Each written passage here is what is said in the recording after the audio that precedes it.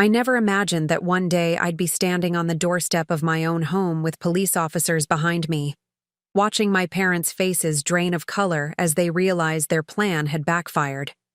But that's exactly where I found myself at 32 years old, fighting to reclaim the house I had worked for, paid for, and built my life around after my own family tried to steal it from me.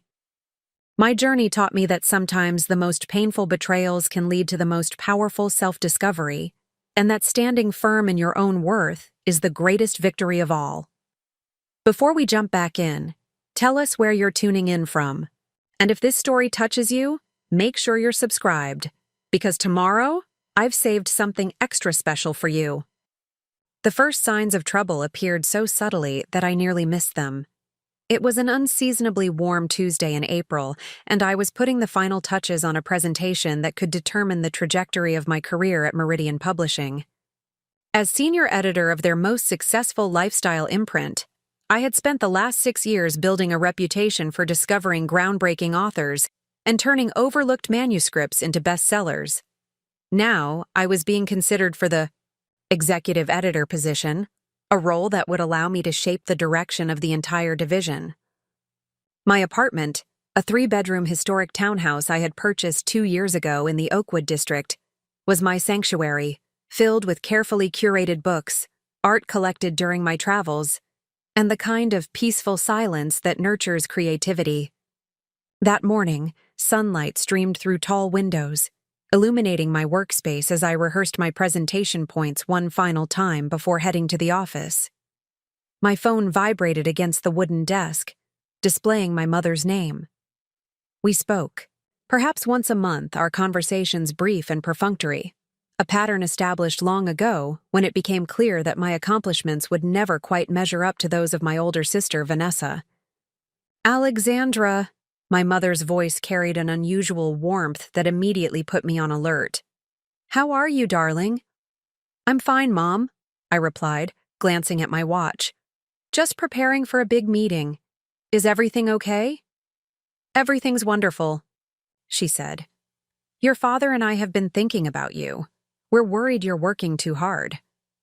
The concern was so uncharacteristic that I nearly laughed. Throughout my childhood and early adulthood, my parents had emphasized nothing but achievement and productivity.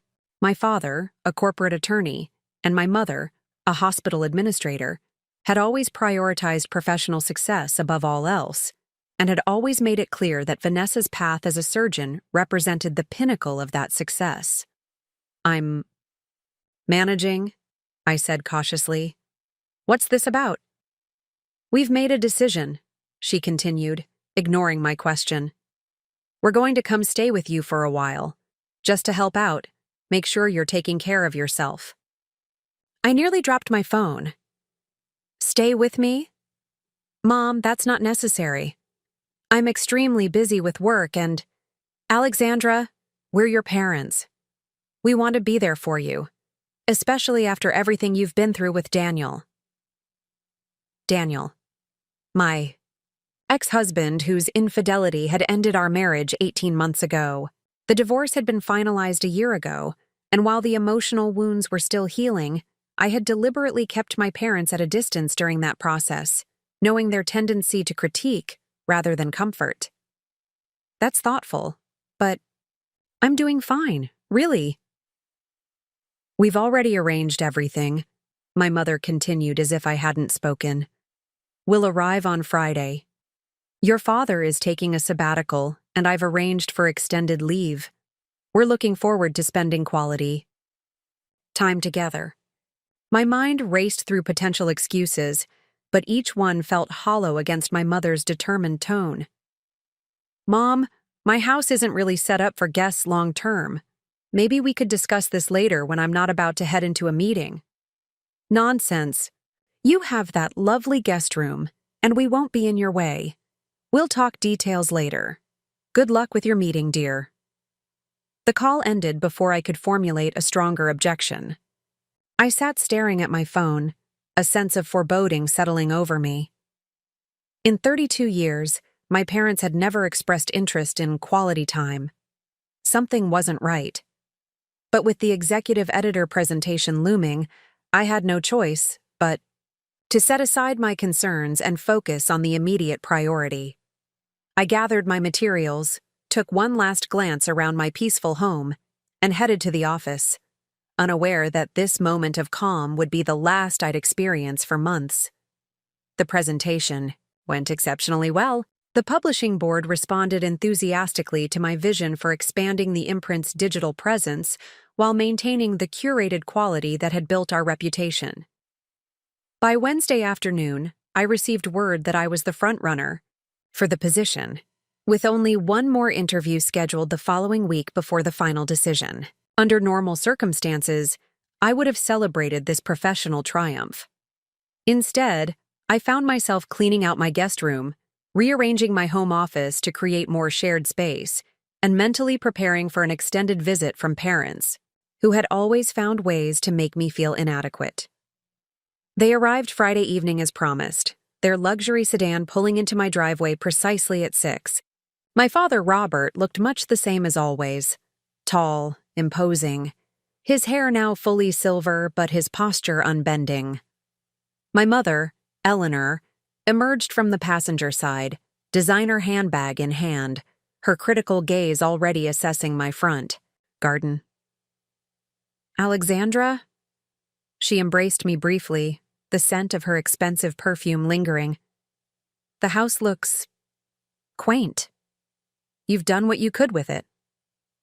Thanks, Mom, I replied, recognizing the familiar backhanded compliment pattern that had colored our relationship for decades. Let me help with your bags. I've got them, my father said, retrieving not one or two suitcases from the trunk, but 4 large ones. Where's the guest room? I led them inside, giving a brief tour of the townhouse I had lovingly restored, pointing out original architectural details I'd preserved and the modern amenities I'd carefully integrated. My parents nodded politely, offering neither criticism nor appreciation, their expressions unreadable. The guest room is upstairs, second door. On the right, I explained. Bathroom is adjacent. I've cleared some closet space for you. My father nodded, carrying the luggage upstairs while my mother wandered into my living room, examining the bookshelves and artwork with the detached interest of someone appraising property. How long do you think you might stay? I asked, trying to keep my tone casual. My mother turned, her smile not quite reaching her eyes. Let's not worry about that now. We're just happy to be here with you. That first evening established a pattern that would dominate the weeks to follow. My parents occupied my space with the confidence of those who believed they had every right to be there, gradually extending their presence from the guest room into every aspect of my home and routine. My mother rearranged my kitchen cabinets without asking, explaining that her system was more efficient. My father commandeered the comfortable reading chair in the living room, creating what he called his command center with his laptop, files, and legal journals spread across the adjacent side table. I maintained my work schedule, leaving early and often returning late, partly from genuine professional demands and partly to minimize the time spent navigating my transformed home environment. When I did share space with them, conversation centered on Vanessa's latest accomplishments, my mother's advice on home improvements I should consider, or my father's opinions on my career industry, which he clearly considered less prestigious than his own.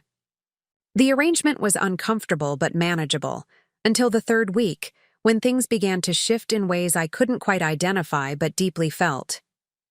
My mother's questions about my work schedule became more pointed.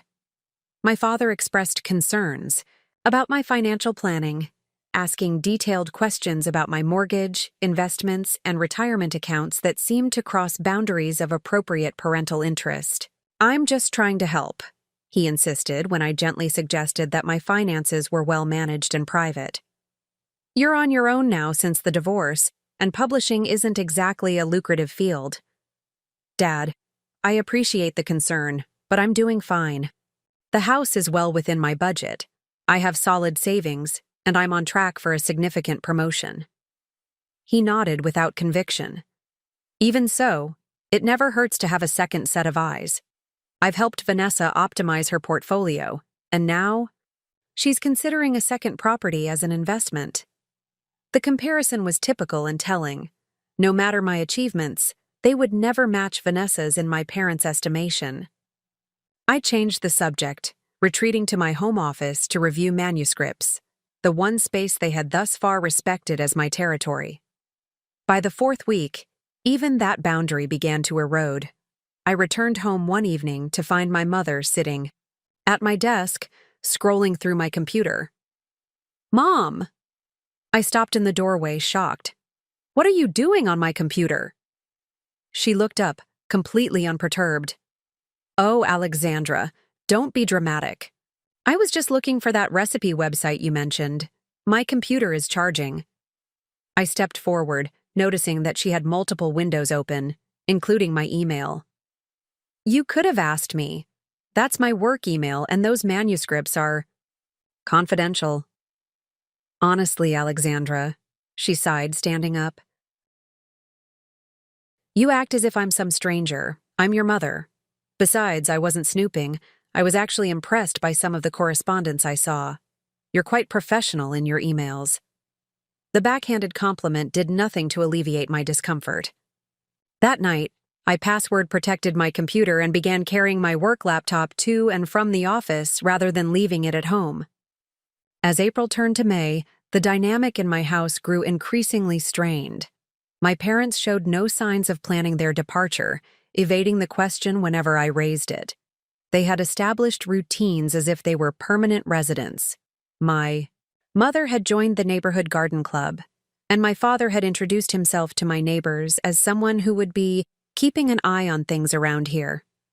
Then came the morning I discovered them in my home office, reviewing documents that I immediately recognized as my property records and mortgage papers. "What are you doing with those?" I demanded from the doorway, all pretense of politeness, evaporating. "Those were in my filing cabinet." My father looked up, his expression calm and slightly condescending. "Alexandra, sit down. We need to talk about this house." "What about my house?" "We've been thinking," my mother interjected, "that this place is really too large for just one person. 3 bedrooms for just you? It's excessive." I stared at them, disbelieving. "It's my home. I bought it. I can afford it. The size is my choice." My father leaned forward, assuming his courtroom posture. "The thing is, Alexandra, Vanessa and Tom are expecting their second child. Their apartment is becoming quite cramped. It would make much more sense for them to live here, with the yard for the children and the extra bedrooms." The room seemed to tilt slightly as the implications of his statement registered. "You want me to give my house to Vanessa?" "Not give," my mother corrected quickly. "We thought perhaps you could rent it to them at a family rate. You could take their apartment. It's much more suitable for a single person." "Or," my father added, "you could move in with us. We have plenty of space, and you'd save significantly on living expenses." The audacity of their proposal left me momentarily speechless. They had invited themselves into my home, assessed its value not to me but to their preferred child, and were now suggesting I surrender it for Vanessa's convenience. "That's not happening," I said finally, my voice steadier than I felt. "This is my house. I have no intention of moving out or renting it to anyone." My parents exchanged a look I recognized from childhood, the one that preceded a united front against my wishes. "Alexandra," my mother said softly, "you've always been so independent, sometimes to your detriment. There's no shame in accepting that families should help each other. Vanessa needs the space more than you do." "My independence isn't a character flaw," I replied, gathering the scattered papers from my desk. "And my house isn't available. This discussion is over." I replaced the documents in my filing cabinet, locked it pointedly, and left for work, my hands shaking slightly as I drove. Something fundamental had shifted, and for the first time, I began to consider how I might reclaim my home from what was starting to feel like an invasion. That evening, I returned to find Vanessa's SUV in my driveway. Inside, my sister and her husband Tom sat at my dining table with my parents, surrounded by takeout containers and talking animatedly. Their 4-year-old son was sprawled on my living room floor with toys I'd never seen before, some kind of washable marker already staining my vintage rug. "Alexandra!" Vanessa looked up with a smile that didn't quite reach her eyes. "Surprise! Mom and Dad said we should all have dinner together. We brought Chinese."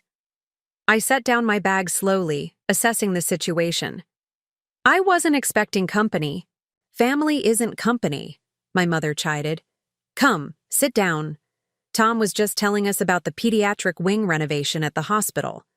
The children's playroom will be named after your sister." The familiar pattern of elevation and comparison emerged as dinner progressed. Vanessa's accomplishments were celebrated, her opinions sought, while my contributions to the conversation were politely acknowledged and quickly redirected. I observed more than participated, noting the easy way my sister occupied my space, commenting on features she admired or changes she might make if this were my place. After dinner, while I was in the kitchen loading the dishwasher, I overheard my father speaking to Tom in lowered tones. "It makes perfect sense," he was saying. "Alexandra's always been practical. Once she understands the logic of the arrangement, she'll come around." "We don't want to impose," Tom replied, his voice carrying a hint of reservation. "It's a beautiful home, but it's hers." Preparing and narrating this story took us a lot of time, so if you are enjoying it, subscribe to our channel. It means a lot to us. Now back to the story. Sometimes what belongs to one family member benefits everyone more when redistributed, my father said, using his authoritative courtroom voice. "Trust me, I know my daughter. She'll see reason." I stood frozen in my kitchen, dish towel in hand, as the full extent of their plan became clear. This wasn't just about a visit or even about helping me after my divorce. My parents had orchestrated this entire situation with the end goal of transferring my home to Vanessa. When they left that night, I retreated to my bedroom and locked the door, something I'd never done in my own home before. Sleep eluded me as I considered my options. I could assert boundaries more firmly, perhaps give them a move-out deadline. I could stay with a friend temporarily and hope they'd leave in my absence. I could involve a mediator or family therapist to navigate what was becoming an increasingly toxic situation. What I never imagined was that I would soon be standing on my own doorstep with police officers, facing a locked door and the shocked expressions of parents who believed they had the right to take what was mine. But that crossroads was approaching faster than I knew, as family dynamics decades in the eye, making accelerated toward an unavoidable collision. The morning after the uncomfortable family dinner, I woke with newfound clarity and determination. This was my home, purchased with my savings, maintained with my income, and filled with my carefully chosen possessions. I would not be manipulated into surrendering it, regardless of family pressure. I dressed for work with particular care, selecting a tailored navy suit that always bolstered my confidence. In the kitchen, my parents were already establishing their morning routine. My father reading news on his tablet, my mother preparing an elaborate breakfast I wouldn't have time to eat. "We need to talk," I announced, pouring coffee into my travel mug, "about your plans." My mother turned from the stove, spatula in hand. "What plans, dear?" "Your plans to stay here, and apparently your plans for my house." I maintained steady eye contact with my father, who had looked up from his reading. "I overheard your conversation with Tom last night." A flicker of something, perhaps surprise that I'd discovered their intentions, perhaps annoyance at the confrontation, crossed my father's face before his expression settled into the impassive mask I recognized from childhood disagreements. "Alexandra," he began in his measured attorney voice, "you're making assumptions based on fragments of conversation." "Am I?" I placed my mug on the counter with deliberate control. "Then let me be clear about my position. This is my home. I have no intention of moving out, renting it to Vanessa, or redistributing it to benefit the family. I appreciate that you wanted to visit, but I need to know when you plan to return to your own house.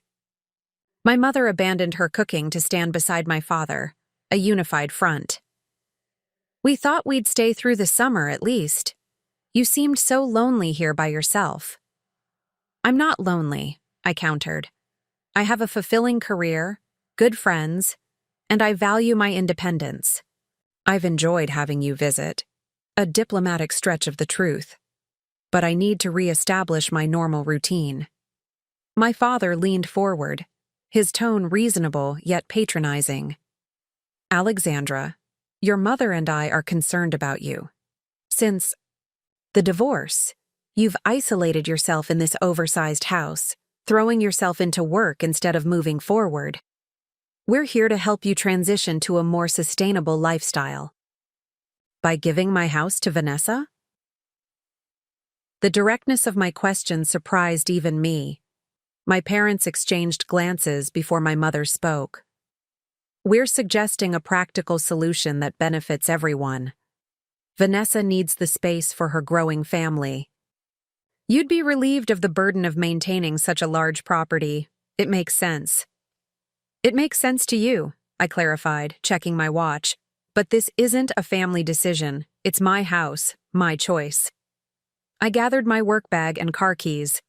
I have an important meeting this morning, but tonight, I'd like us to discuss a timeline for you to return to your home. As I headed for the door, my father's voice stopped me. This isn't like you, Alexandra. You've always been the practical one, the team player.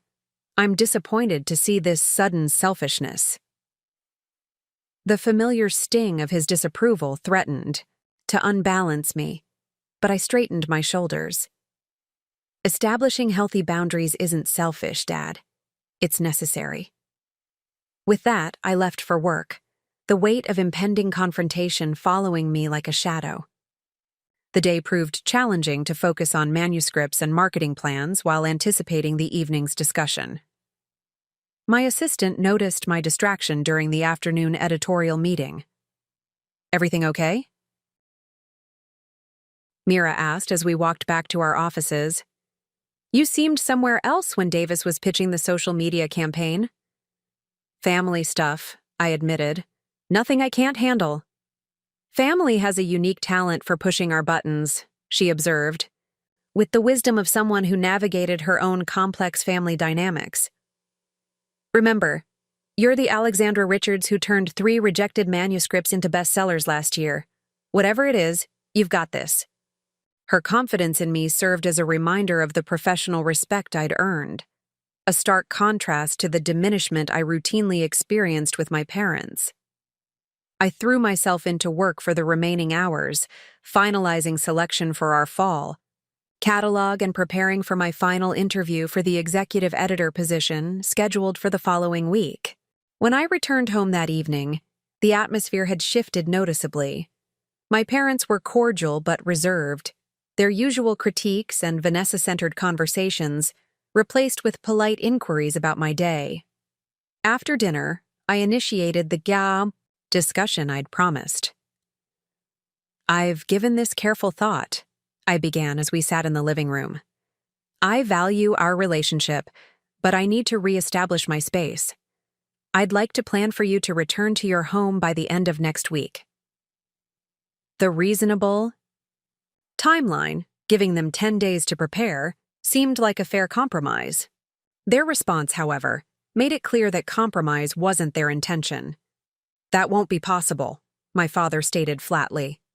We've committed to stay here through the summer, and we've made arrangements accordingly. What arrangements? I asked, confused.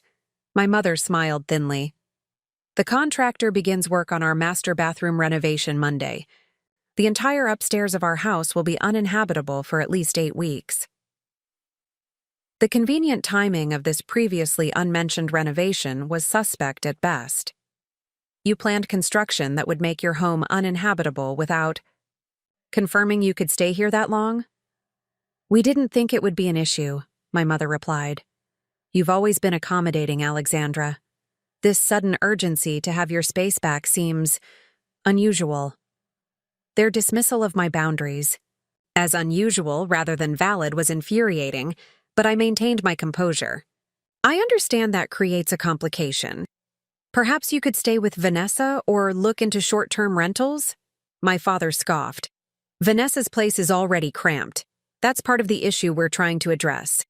And rental prices for something comparable to this would be exorbitant for temporary accommodation. I'm sorry about the timing, I said, meaning it despite my suspicions. But I need clarity on when my home will be my own again. My mother's expression hardened slightly. We've raised you better than this, Alexandra. Family supports each other. Your sister would never refuse if the situation were reversed. The familiar comparison stung as intended. For a moment, I felt like the difficult daughter again, the one who didn't quite measure up to her sister's generosity, achievements, or compliance with parental expectations. The momentary doubt was quickly replaced with a flash of clarity. This emotional leverage had been used throughout my life to secure my acquiescence. I'm not refusing to support family, I stated calmly. I'm establishing reasonable boundaries about my personal space. If you need financial assistance to secure alternative accommodation during your renovation, I'm happy to help. My offer, sincere, but not the capitulation they sought, was met with chilly silence. Finally, my father spoke. We'll discuss this further when you're in a more reasonable frame of mind, he said dismissively. I suspect the pressure of work is affecting your judgment. The conversation ended there, unresolved and tense. Over the following days, my parents employed various strategies to undermine my position, from mentioning how impressed their friends were with my generosity in hosting them long-term, to strategic phone calls with Vanessa that I could overhear, discussing her children's need for a backyard and how perfect my house would be for them. The situation deteriorated further when I returned from work to find Vanessa and her family once again in my home, this time measuring spaces and discussing furniture placement. Just getting some ideas, my sister explained breezily when she noticed my stunned expression. Mom and Dad mentioned you were considering our proposal. There is no proposal to consider, I clarified firmly. I'm not moving and this house is not available. Vanessa's expression shifted from surprise to hurt. Alex, don't be difficult. You know this makes sense for everyone. You're just one person. We're a growing family. My decision isn't about your family needs, Vanessa. It's about the fact that this is my home, purchased with my money, and I have no intention of leaving it. My brother-in-law Tom had the grace to look uncomfortable, but Vanessa's face hardened in a way that reminded me strikingly of our mother. You've always been selfish, she said quietly. Some things never change. After they left, I confronted my parents about encouraging Vanessa's expectations. My father remained unmoved. You're being unreasonable, he stated. We're trying to find a family solution that benefits everyone. Except me, I pointed out. How exactly does losing my home benefit me? You'd be relieved of this financial burden, my mother said. And you'd be helping your sister. My home isn't a burden, I countered. It's where I've rebuilt my life after my divorce. It represents my independence and stability. Independence, my father repeated with a slight edge. Always your priority, isn't it? Even at the expense of family harmony. That night, I called my closest friend, Diane, seeking perspective from someone outside the situation. They're gaslighting you, she said bluntly after hearing the details, making you question whether your completely normal boundaries are somehow selfish or unreasonable. It's working, I admitted. Part of me wonders if I am being difficult by not helping Vanessa. Alex, listen to yourself. They invited themselves to stay indefinitely in your home, and now they're trying to pressure you into giving it up entirely for your sister. That's not normal family support, that's manipulation. Her clarity helped restore my perspective. The following day, I consulted with Marcus Chen, an attorney colleague who specialized in property law. Based on what you've described, Marcus said after our confidential consultation, I'm concerned this could evolve into a formal dispute over residency. If your parents establish themselves as long-term occupants, it could potentially complicate things should you need legal recourse to reclaim sole access to your property. You're saying they could claim tenant rights? I asked, alarmed. It's unlikely given your clear ownership, but not impossible if their stay extends beyond certain timeframes. My advice is to document everything. Communications about your expectations for their departure, evidence of your sole ownership and financial responsibility for the property, and any concerning behavior or statements regarding their intentions. Armed with this professional guidance, I decided to formally communicate my boundaries in writing. That evening, I presented my parents with a letter stating my expectation that they would vacate my home within 2 weeks, offering financial assistance for temporary accommodation if needed, and clearly stating that I would not under any circumstances be transferring, renting, or vacating my property. Their reaction was immediate and severe. "This is how you treat family?" My mother's voice trembled with what appeared to be genuine hurt. "With formal notices like we're unwanted tenants?" "You left me little choice," I explained. "My verbal requests have been dismissed." "I never thought my own daughter would treat us this way," my father said, his disappointment palpable. "After everything we've done for you."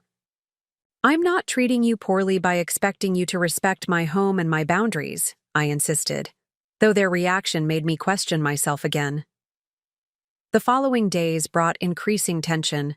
My parents began discussing my mental state in concerned tones when they thought I couldn't hear, suggesting that my irrational attachment to my house indicated lingering trauma from my divorce. They invited Vanessa over regularly, creating scenarios where she and her family occupied the main living spaces while I retreated to my bedroom or home office, increasingly feeling like a guest in my own home. The situation reached a breaking point when I discovered they had been showing the house to extended family members, presenting the property as if Vanessa's move was already decided. "Cousin Rebecca was just curious about the historical features," my mother explained when I confronted her. "You're overreacting." "Rebecca mentioned how excited she is that Vanessa will be moving here next month," I countered. "You told her that was happening." "It's the sensible solution, Alexandra. Eventually, you'll see that." That night, I contacted Marcus again, updating him on the escalating situation. His advice was direct. Document everything, change your locks if necessary, and be prepared for potential conflict. Based on what you've described, I'm concerned they're establishing a narrative about your mental state that could be problematic. The lock-changing advice resonated, but seemed extreme. Instead, I focused on my upcoming executive editor interview, channeling my frustration into meticulous preparation. The interview went exceptionally well, and by Friday afternoon, I received the call I'd been hoping for. The position was mine, with a substantial salary increase, expanded creative control, and a team of editors reporting to me. Under normal circumstances, this achievement would have been cause for celebration. Instead, I steeled myself for sharing the news with my parents, knowing they would find ways to diminish its significance compared to Vanessa's accomplishments. I arrived home to find my parents and Vanessa in my living room, gathered around, the coffee table covered with papers. They quickly gathered the documents when I entered, but not before I recognized real estate forms among them. "Congratulations are in order," I announced, deciding to lead with my news. "I've been promoted to executive editor." "That's nice, dear," my mother said with the practiced politeness she reserved for achievements she considered minor. "We have some family business to discuss." "What family business?" My father cleared his throat. "We've been considering the best approach to this situation, and we believe we've found a solution that addresses everyone's needs." "What situation?" I asked, though I already suspected. Vanessa spoke up. "The house, Alex. Mom and Dad have offered to help us purchase it from you at market value. You'd make a profit, we'd get the space we need, and everyone wins. I stared at them, momentarily speechless. The house isn't for sale. Alexandra, my father used his reasoning tone, this is a genuine offer. You'd receive fair compensation, and you could find a more appropriate place for your situation. My situation is that I own this house and I want to continue living in it, I stated firmly. No amount of money would change that. We thought you might say that, my father continued, which is why we've prepared an alternative proposal. He slid a document across the coffee table. This outlines a co-ownership arrangement. Your mother and I would purchase a 50% interest, giving us equal say in the property's use and disposition. The audacity was breathtaking. Absolutely not. Vanessa sighed dramatically. See? I told you she'd be difficult. She always has to make everything a power struggle. This isn't about power, I countered. It's about respecting that this is my home, legally and emotionally. I've built my life here, and I have no intention of selling or sharing ownership. My mother reached for my hand, which I instinctively withdrew. Alexandra, we're worried about you. This irrational attachment to the house, this resistance to family needs, it's not healthy. We wonder if the divorce affected you more deeply than you've acknowledged. The attempt to pathologize my normal boundaries infuriated me. My mental health is excellent, as evidenced by my continued professional success. What's not healthy is this family dynamic where my needs and boundaries are consistently dismissed as irrational or selfish. My father's expression hardened. You've changed, Alexandra. This stubbornness, this unwillingness to consider family priorities, this isn't how we raised you. Perhaps I have changed, I acknowledged. I've grown more confident in my right to make my own choices without seeking family approval. The conversation deteriorated further, with my parents and Vanessa presenting a united front against my unreasonable position. Eventually, I excused myself, retreating to my bedroom with the lock engaged. The weekend brought no resolution. My parents maintained a chilly politeness, while continuing to host Vanessa and her family for extended visits that left me feeling like an unwelcome intrusion in my own home. I spent most of my time either in my locked bedroom or away from the house entirely, seeking refuge in coffee shops and the public library. Monday morning arrived with a new development. I woke earlier than usual, hoping to leave for work before the inevitable kitchen confrontation with my parents.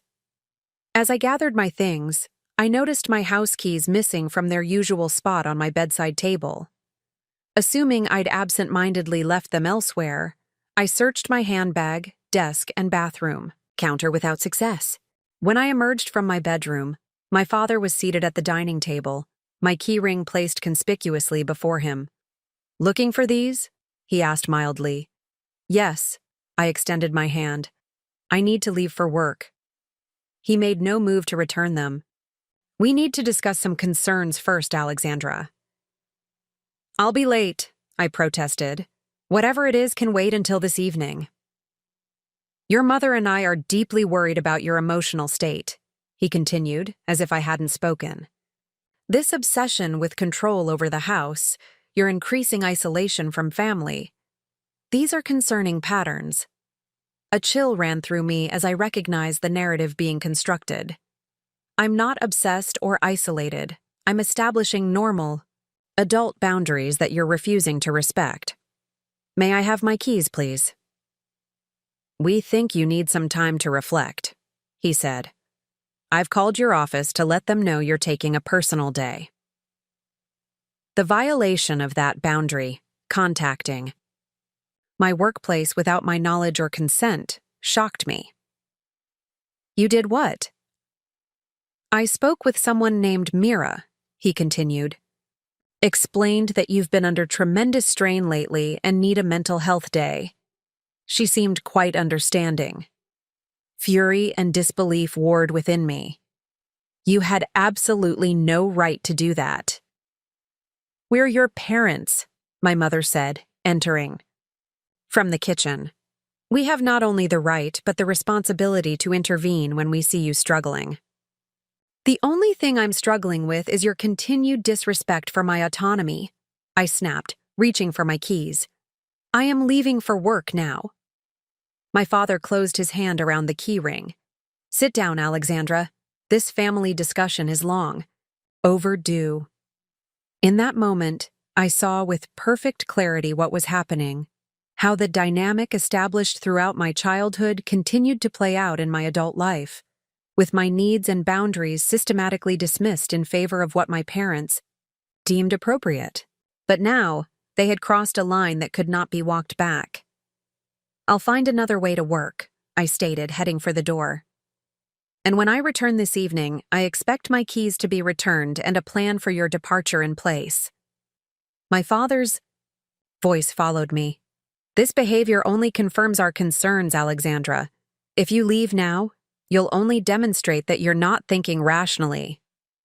I closed the front door behind me, pulled out my phone, and called the one person I knew would understand exactly what I needed to do next.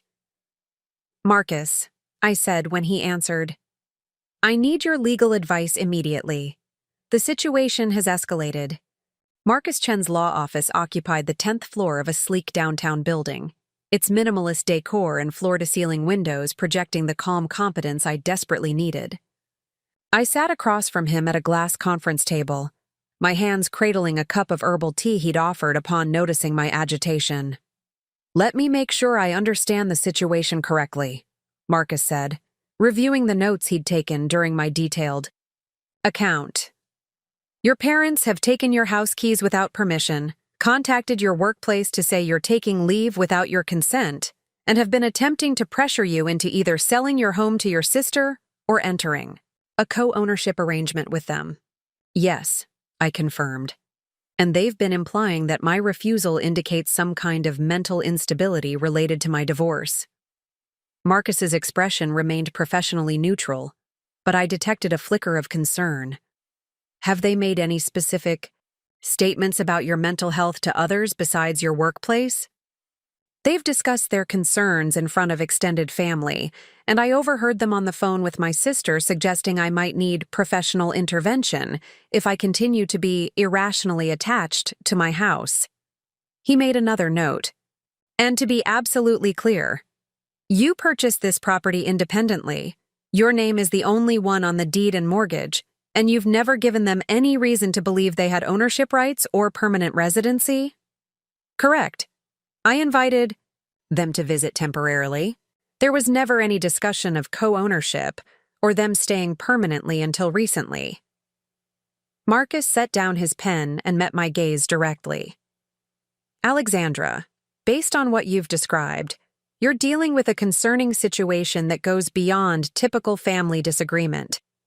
Taking your keys, contacting your employer without consent, and attempting to create a narrative about your mental stability. These are control tactics that could potentially escalate. The clinical assessment of my family situation hurt, even as it validated my concerns. What are my options? First, we need to secure your property and establish clear boundaries. I recommend changing the locks immediately. You have every legal right to do so as the sole owner. That feels so extreme, I said, voicing the hesitation that had been holding me back. Consider it a necessary security measure, not a hostile action, Marcus advised. Your parents have already demonstrated they're willing to take your keys without permission. Changing the locks ensures you maintain control of access to your own home. He outlined additional recommendations, documenting all interactions, securing important personal documents and valuables, and possibly obtaining a formal notice of termination of tenancy that would establish a legal record of my expectation that they vacate the property. Would I need police involvement? I asked, the thought making my stomach clench. Not necessarily at this stage, Marcus replied. However, you should be prepared for that possibility if the situation escalates. Your parents have shown they don't respect verbal boundaries. They may similarly disregard written ones. I left his office with a clear action plan and a referral to a locksmith who could come that afternoon while my parents would likely be out on their daily routine. The locksmith, a middle-aged woman named Denise, showed remarkable efficiency and discretion, replacing both the front and back door locks within an hour. "New keys, new start," she said, handing me the set. "I've been doing this 20 years, and sometimes a lock change is the first step to taking back control." Her matter-of-fact support steadied me. I thanked her, paid for the service, and prepared myself for the confrontation that would inevitably follow. I didn't have to wait long. At 4:30, my parents returned from their afternoon activities. I watched from the living room window. As they approached the front door, my father inserting the now useless key into the lock repeatedly before ringing the doorbell. Taking a deep breath, I opened the door but remained standing in the threshold, blocking entry. "The key doesn't work," my father stated, confusion giving way to suspicion as he noticed my positioning in the doorway. "I had the locks changed," I confirmed, my voice steadier than I expected. "We need to talk." My mother's expression shifted, from surprise to indignation. "You changed the locks on us? Your own parents?" "After you took my keys without permission this morning, yes. That crossed a line." My father drew himself up to his full height, using the physical intimidation technique that had worked throughout my childhood. "This is outrageous, Alexandra. Let us in immediately." "I will, after we establish some ground rules." I held my position. "I've prepared a formal written agreement outlining the temporary nature of your stay and establishing a firm move-out date of 2 weeks from today. Once you've signed it, you're welcome to continue staying until that date." "This is how you treat family?" My mother's voice rose. "With legal documents and changed locks?"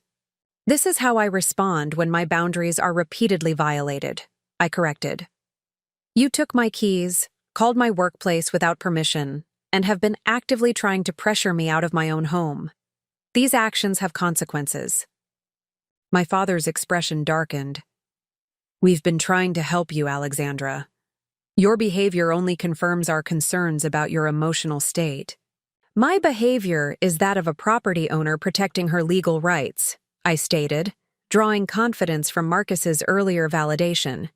"You have 2 options. Sign the agreement and stay for the remaining 2 weeks under clear terms, or make other arrangements immediately." "We're not signing anything," my father declared. "This is absurd. Open the door and let us gather our things." I stepped aside, allowing them entry. "I'll give you privacy to pack. The agreement will be on the dining table if you reconsider." As they moved past me, the shock on their faces was evident. This assertiveness was unfamiliar territory in our relationship dynamic, where I had historically been the accommodating daughter who eventually yielded to their pressure. While they packed, I remained in the living room, braced for further confrontation. When they emerged from the guest room with their essential items, my mother's eyes were red-rimmed. "I never thought my own daughter would treat us like criminals," she said, her voice thick with emotion. "Changing locks, legal documents, as if we're strangers instead of family." The guilt her tears were designed to evoke flickered briefly before I reminded myself of their actions. "I'm responding to the boundaries you've crossed, Mom. Taking my keys, interfering with my job, trying to pressure me out of my home. These aren't the actions of parents who respect their adult daughter. We'll be staying with Vanessa," my father announced stiffly. "We'll return for the rest of our belongings tomorrow. I suggest you use this time to reflect on your priorities and values, Alexandra. Family should come first." "I agree that family is important," I replied.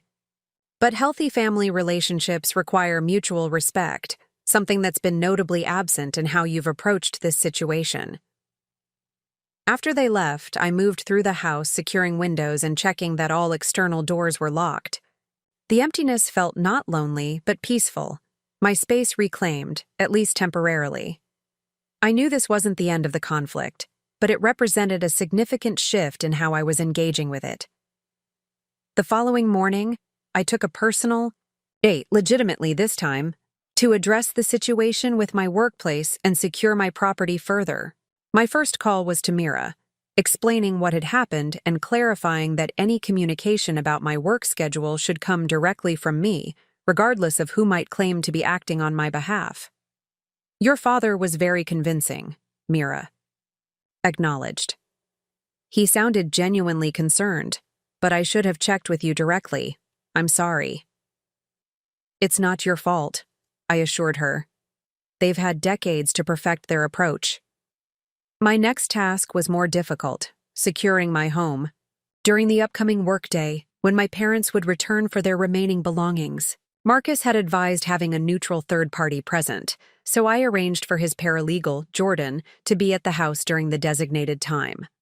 "I'll ensure they take only their own possessions," Jordan assured me when he arrived. "And I'll document everything as we discussed." My parents arrived precisely at the agreed time, their expressions tightening when they saw Jordan waiting with me. "A witness?" My father's tone was acidic. "You think we'd steal from our own daughter?" "Mr. Jordan is here to assist with the inventory we agreed upon," I replied calmly, referring to the email exchange that had established the terms of their return.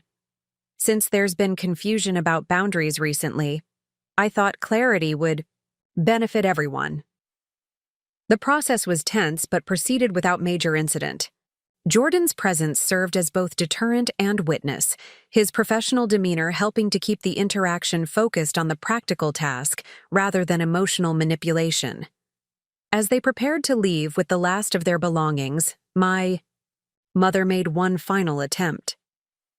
"Alexandra, please reconsider this approach. We're your parents. We only want what's best for you." "I know you believe that," I acknowledged. "But what's best for me is having my boundaries respected, which hasn't been happening." "This isn't over," my father stated as they departed. "You may own this house, but family obligations transcend property rights." After they left, Jordan helped me document the condition of the house and confirm that only their personal items had been removed. "For what it's worth," he said as he prepared to leave, "you handled that with remarkable composure. Family conflicts are often the most challenging legal situations precisely because they're so emotionally charged." His validation helped strengthen my resolve for what I suspected would come next. I was right to be prepared. The following evening, I returned home from work to find Vanessa's car in my driveway and my sister waiting on my front porch. "We need to talk," she announced as I approached. "I assume Mom and Dad are staying with you now?" I asked, unlocking my door. "Yes, and they're devastated, Alex. I've never seen them like this." She followed me inside without invitation. "What were you thinking, changing the locks on them?" I set down my work bag and turned to face her. "I was thinking that they took my keys without permission, contacted my workplace without consent, and have been trying to pressure me out of my own home. The lock change was a necessary boundary." Vanessa's expression reflected genuine confusion. "They're our parents. They were trying to help you." "Help me by suggesting I should give up my home to you? By implying I'm mentally unstable because I won't? That's not help, Vanessa." "You're twisting everything," she insisted. "They see you struggling alone in this big house since Daniel left, throwing yourself into work instead of moving forward. They're worried about you. The familiar narrative, that my independence was somehow problematic, that my focus on career indicated emotional damage rather than genuine ambition, ignited a spark of anger. "I'm not struggling," I stated firmly. "I'm thriving. I just received a major promotion, I love my home, and I have meaningful friendships and interests. The only problem is that I won't conform to this family's expectation that I should sacrifice my needs for everyone else's." Vanessa's expression hardened. "That's so selfish, Alex. You know we need more space for the kids. This house is perfect for a family, and you're just one person." My house isn't available, Vanessa. Not for sale, not for rent, not for trading. I understand you want more space, but that's something you and Tom need to address without involving my property. Mom and Dad were willing to help us financially to buy it from you, she pressed. You'd get market value. It's a fair offer. It's not about the money, I explained, exasperation creeping into my voice. This is my home. I rebuilt my life here after the divorce. It has meaning and value to me beyond its market price. Vanessa shook her head, her expression a mixture of disappointment and judgment that eerily mirrored our mother's. I don't understand you anymore, Alex. Family has always come first. But now that we actually need your help, you've become this different person. The assessment struck close to home. I had changed, grown more assertive, more confident in my right to determine my own path rather than constantly yielding to family expectations. This evolution, while necessary for my well-being, had disrupted the established family dynamic, where my role was to accommodate others' needs at the expense of my own. I haven't become a different person, I clarified. I've become a more complete version of myself, one who values her own needs alongside others rather than beneath them. Vanessa stood to leave, disappointment evident in every movement. Mom and Dad are right. You've changed and not for the better. Don't be surprised if they take additional steps. They're genuinely worried about you. Her parting words sent a chill through me. What does that mean? What additional steps? They're consulting with Dr. Winters, she said, referencing the family physician who had treated us since childhood. They're exploring options for intervention given your increasingly erratic behavior. The implication was clear and alarming. They were attempting to build a case that my refusal to comply with family pressure indicated mental instability, requiring intervention. It was a manipulative escalation that confirmed my worst fears about their intentions. After Vanessa left, I immediately called Marcus to update him on this concerning development.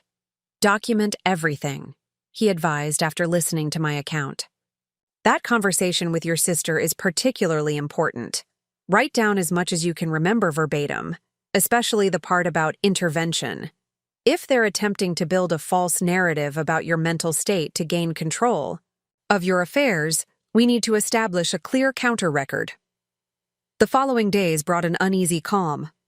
My parents made no direct contact, though Vanessa called several times, each conversation circling back to their concerns and the perfect solution of my selling the house to her family. I maintained firm boundaries while documenting every interaction as Marcus had advised. Then came the certified letter from Dr. Winters, requesting that I schedule an appointment to address concerns raised by family members regarding recent behavioral changes. The official medical letterhead and formal language were clearly designed to intimidate, suggesting professional validation of my parents' narrative. I forwarded a copy to Marcus immediately. This crosses a significant line, he confirmed during our emergency phone consultation. They're attempting to use medical authority to pressure you. Dr. Winters may not be aware of the full context, but his involvement represents an escalation we need to address directly. With Marcus's guidance, I drafted a formal response to Dr. Winters, explaining that I was aware of my parents' efforts to create a false narrative about my mental health as part of a property dispute, that I was currently under the care of my own physician, who had no concerns about my psychological well-being, and that any further communication regarding my health should be directed to my attorney. I also took Marcus's advice to proactively address the situation with my own doctor, Dr. Amara Shah, who had been my primary care physician since I moved to the area. During a scheduled appointment, I explained the situation fully. This is deeply concerning, Dr. Shah said after listening carefully. Using mental health allegations as leverage in a property dispute is not only inappropriate, but potentially harmful. Would you like me to document my assessment of your current psychological well-being? Yes, please, I said, grateful for her understanding. She created a formal letter stating that she had found no evidence of psychological distress beyond normal life stressors, that I displayed clear decision-making capacity, and that in her professional opinion, my refusal to sell my home represented a reasonable boundary rather than evidence of mental instability. Armed with this documentation, I felt more prepared for whatever might come next. I needn't have waited long. 3 days later, I arrived home to find my parents' car in the driveway, alongside an unfamiliar vehicle. Through the front window, I could see my parents seated in my living room with an older man in a suit I didn't recognize. I called Marcus before approaching the house. "They're in my home," I said when he answered. "I don't know how they got in. I changed the locks. Do not enter alone," he advised immediately. "This could be an attempt to create a confrontation they can use against you. I'm calling the police to meet you there. Stay in your car until they arrive." The 20 minutes it took for the police to respond were among the longest of my life. I watched through my car windshield as occasional movement was visible through my living room windows, my parents and their unknown companion apparently making themselves comfortable in my home. When the police cruiser pulled up behind me, I experienced a momentary doubt. Was I overreacting? Would involving law enforcement irreparably damage my family relationships? Then I remembered the escalating pattern of boundary violations and steeled my resolve. 2 officers approached my car, a middle-aged male sergeant named Davis and a younger female officer named Rodriguez. I explained the situation concisely. My house had been entered without permission by family members who had no legal right to be there, following weeks of escalating attempts to pressure me regarding my property. "You're the legal owner?" Sergeant Davis confirmed. "Yes, sole owner. I have identification and property documentation in my bag." After reviewing my driver's license and property deed, the officers accompanied me to the front door.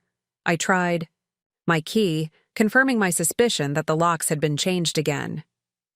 "They've changed my locks," I told the officers, a wave of indignation replacing my earlier uncertainty. Officer Rodriguez knocked firmly on the door. After a moment, the unknown man in the suit opened it, his expression shifting from confidence to concern when he saw the police officers flanking me. "Good evening," Sergeant Davis said professionally. "We've received a report of unauthorized entry to this residence. May I ask your name and relationship to this property?" "Walter Simmons," the man replied, his tone cautious.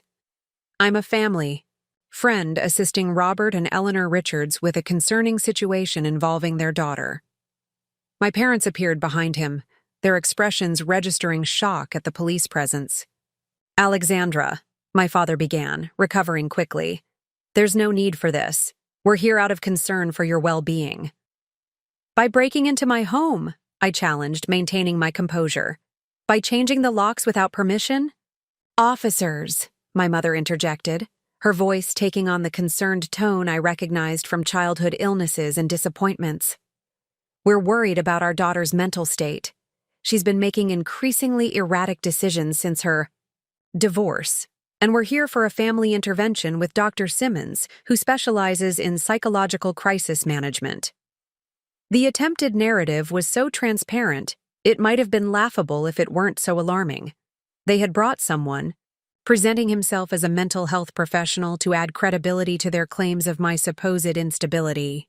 "Ms. Richards has provided documentation of sole ownership of this property," Officer Rodriguez stated firmly. "Unless you have legal documentation showing right of access or residency, you are currently trespassing." "This is a family matter," my father insisted, his attorney voice emerging. "We're acting in our daughter's best interest given concerns about her psychological state." "Sir," Sergeant Davis replied, "family concern doesn't override property rights. Ms. Richards has requested you leave her home immediately. Will you comply voluntarily, or do we need to take further action?" The moment stretched taut with tension. My father's face had drained of color, his expression shifting between disbelief and fury as he realized his authority was not being automatically recognized. My mother's hand pressed against her chest in a gesture of distress that had effectively garnered sympathy throughout my childhood. Perhaps we should step outside to discuss this further, Dr. Simmons suggested, clearly recognizing the precarious legal position they occupied. As they reluctantly exited my house, I noticed the telling signs of their intentions inside. Papers spread on my coffee table, what appeared to be luggage in the hallway, family photos they had placed on my mantel, replacing my own. They had been preparing to reestablish their presence, likely with Dr. Simmons's professional validation of their concerns about my mental state as justification.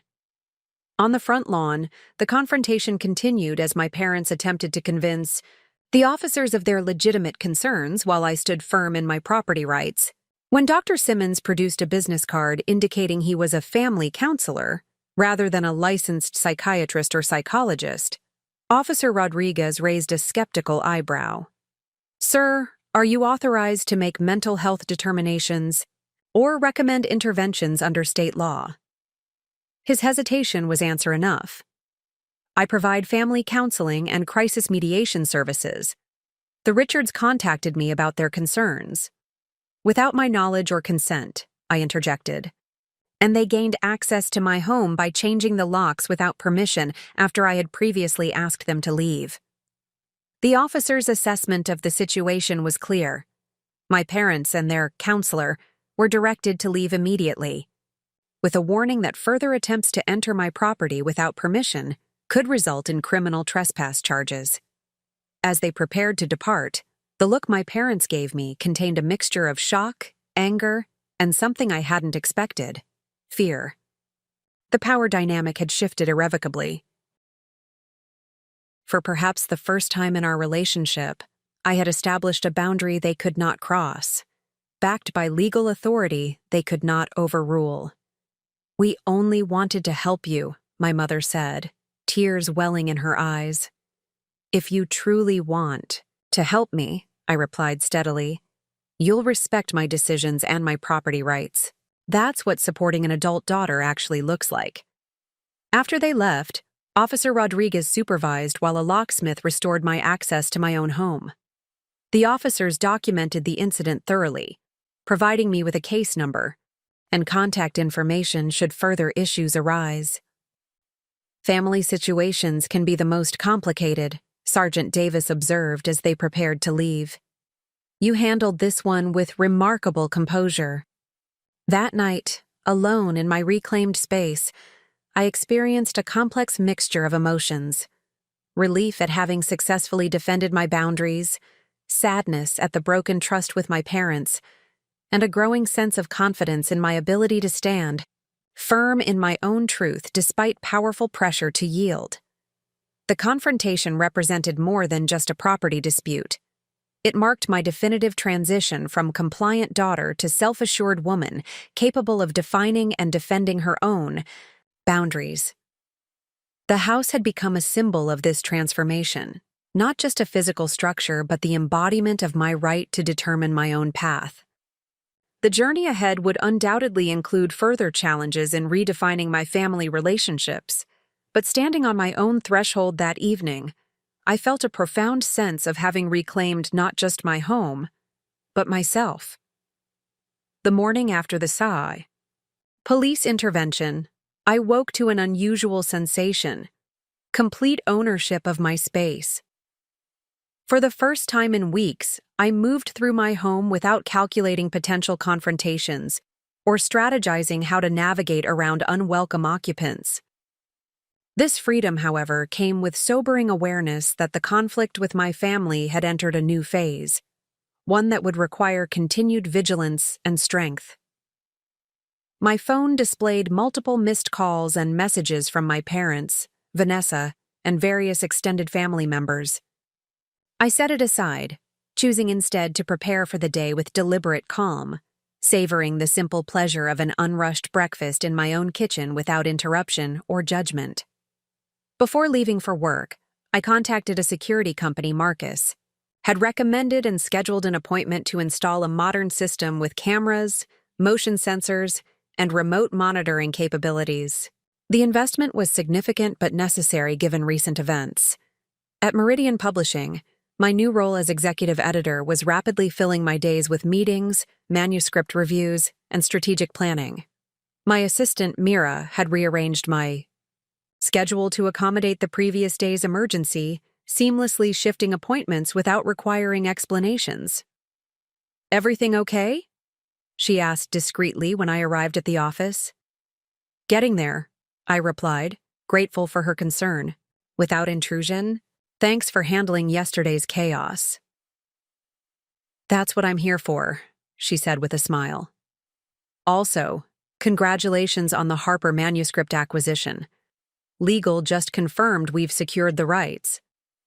The professional victory, securing a highly anticipated memoir from a reclusive environmental activist, provided welcome focus away from personal turmoil.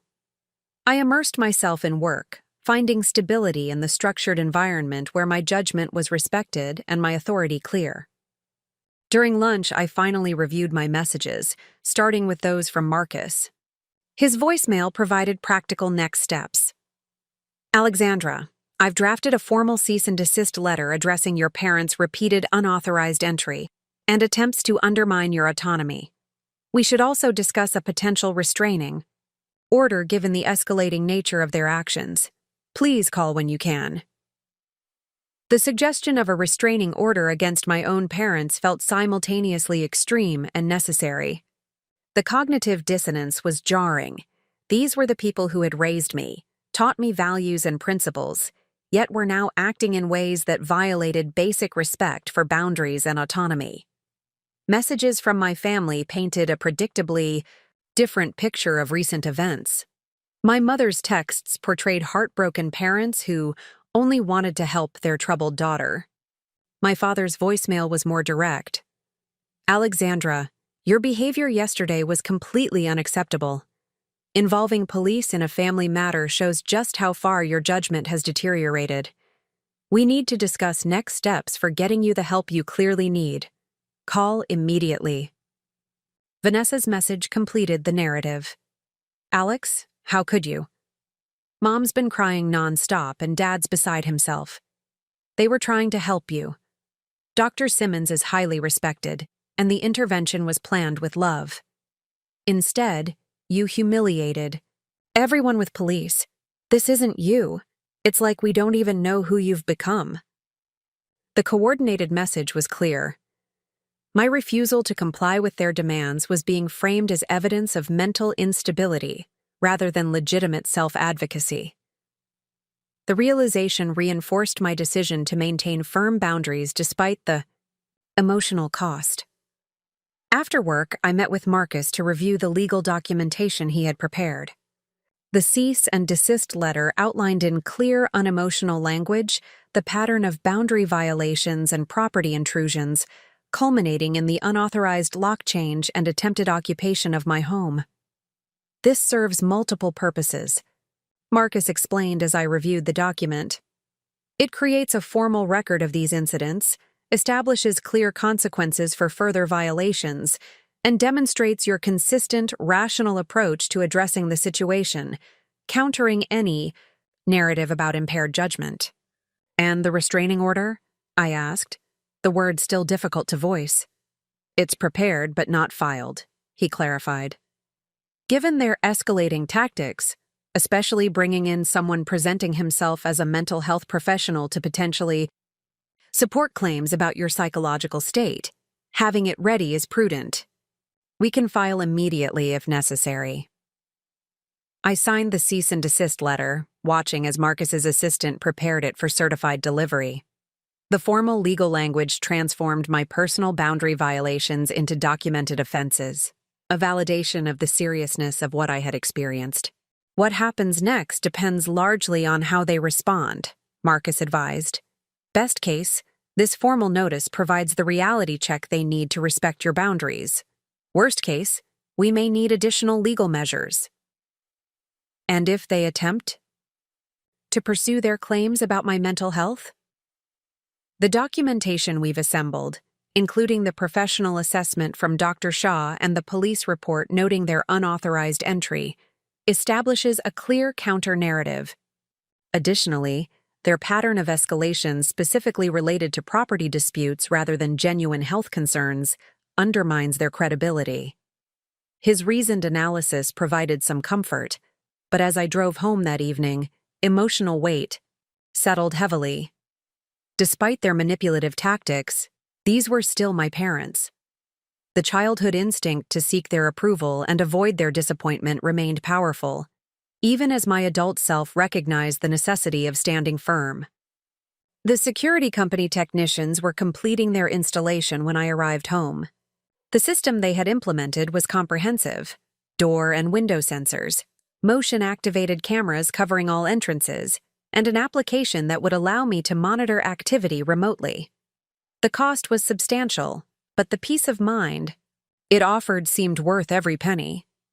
"Systems activated," the lead technician explained, walking me through the control panel and mobile application. "Any unauthorized entry attempts will trigger immediate alerts to both your phone and our monitoring center. We can dispatch security personnel if needed, and all footage is stored securely for potential evidence." The clinical language of unauthorized entry and potential evidence highlighted how far the situation had deteriorated. My family relationships now managed through security systems and legal documentation rather than trust and mutual respect. As the technicians departed, leaving me alone in my secured home, the emotional reality of recent events finally caught up with me. I moved through rooms that still held subtle traces of my parents' occupation: a rearranged bookshelf, kitchen, cabinets organized to my mother's preferences, the lingering scent of my father's aftershave in the guest bathroom. The physical reminders prompted tears I had been suppressing through days of strategic planning and professional composure. This grief, for family relationships now irrevocably changed, for the sense of safety within my family that might never fully return, demanded acknowledgement. I allowed myself the release of tears without self-judgment, recognizing that mourning these losses didn't undermine the necessity of my boundaries. The following morning brought notification that my parents had received the cease and desist letter. Their response came not through legal channels, but via a family-wide email chain that included extended relatives, family friends, and even my former in-laws. The message, authored by my father but clearly co-signed by my mother, was a masterclass in selective narrative. "With heavy hearts, we must share disturbing news regarding our daughter Alexandra. Despite our attempts to provide support during what we believed was a difficult period following her divorce, she has responded with increasingly concerning behavior, including changing locks to prevent family access, making unfounded accusations, and most distressingly, involving police in what should have been a private family matter. We've consulted with professionals who suggest these actions may indicate deeper psychological issues requiring intervention. Instead of accepting help, Alexandra has now sent legal threats through an attorney. While we respect her right to independence, we cannot stand by while she potentially harms herself through isolation and paranoia. We ask for your understanding and support as we navigate this painful situation. Our only goal remains Alexandra's well-being, despite her current inability to recognize our loving intentions. The public airing of private matters, carefully framed to position them as concerned parents and me as unstable, represented a new escalation. My phone immediately began buzzing with messages from relatives and acquaintances expressing concern and confusion. Rather than engaging directly with the email or the resulting flurry of concerned outreach, I contacted Marcus for guidance on addressing this new tactic. "This is unfortunately common in family disputes," he noted after reviewing the email. "It's an attempt to control the narrative and potentially isolate you by turning your support network against you. The good news is that this kind of publicly distributed character assassination actually strengthens our position if further legal action becomes necessary." "How should I respond?"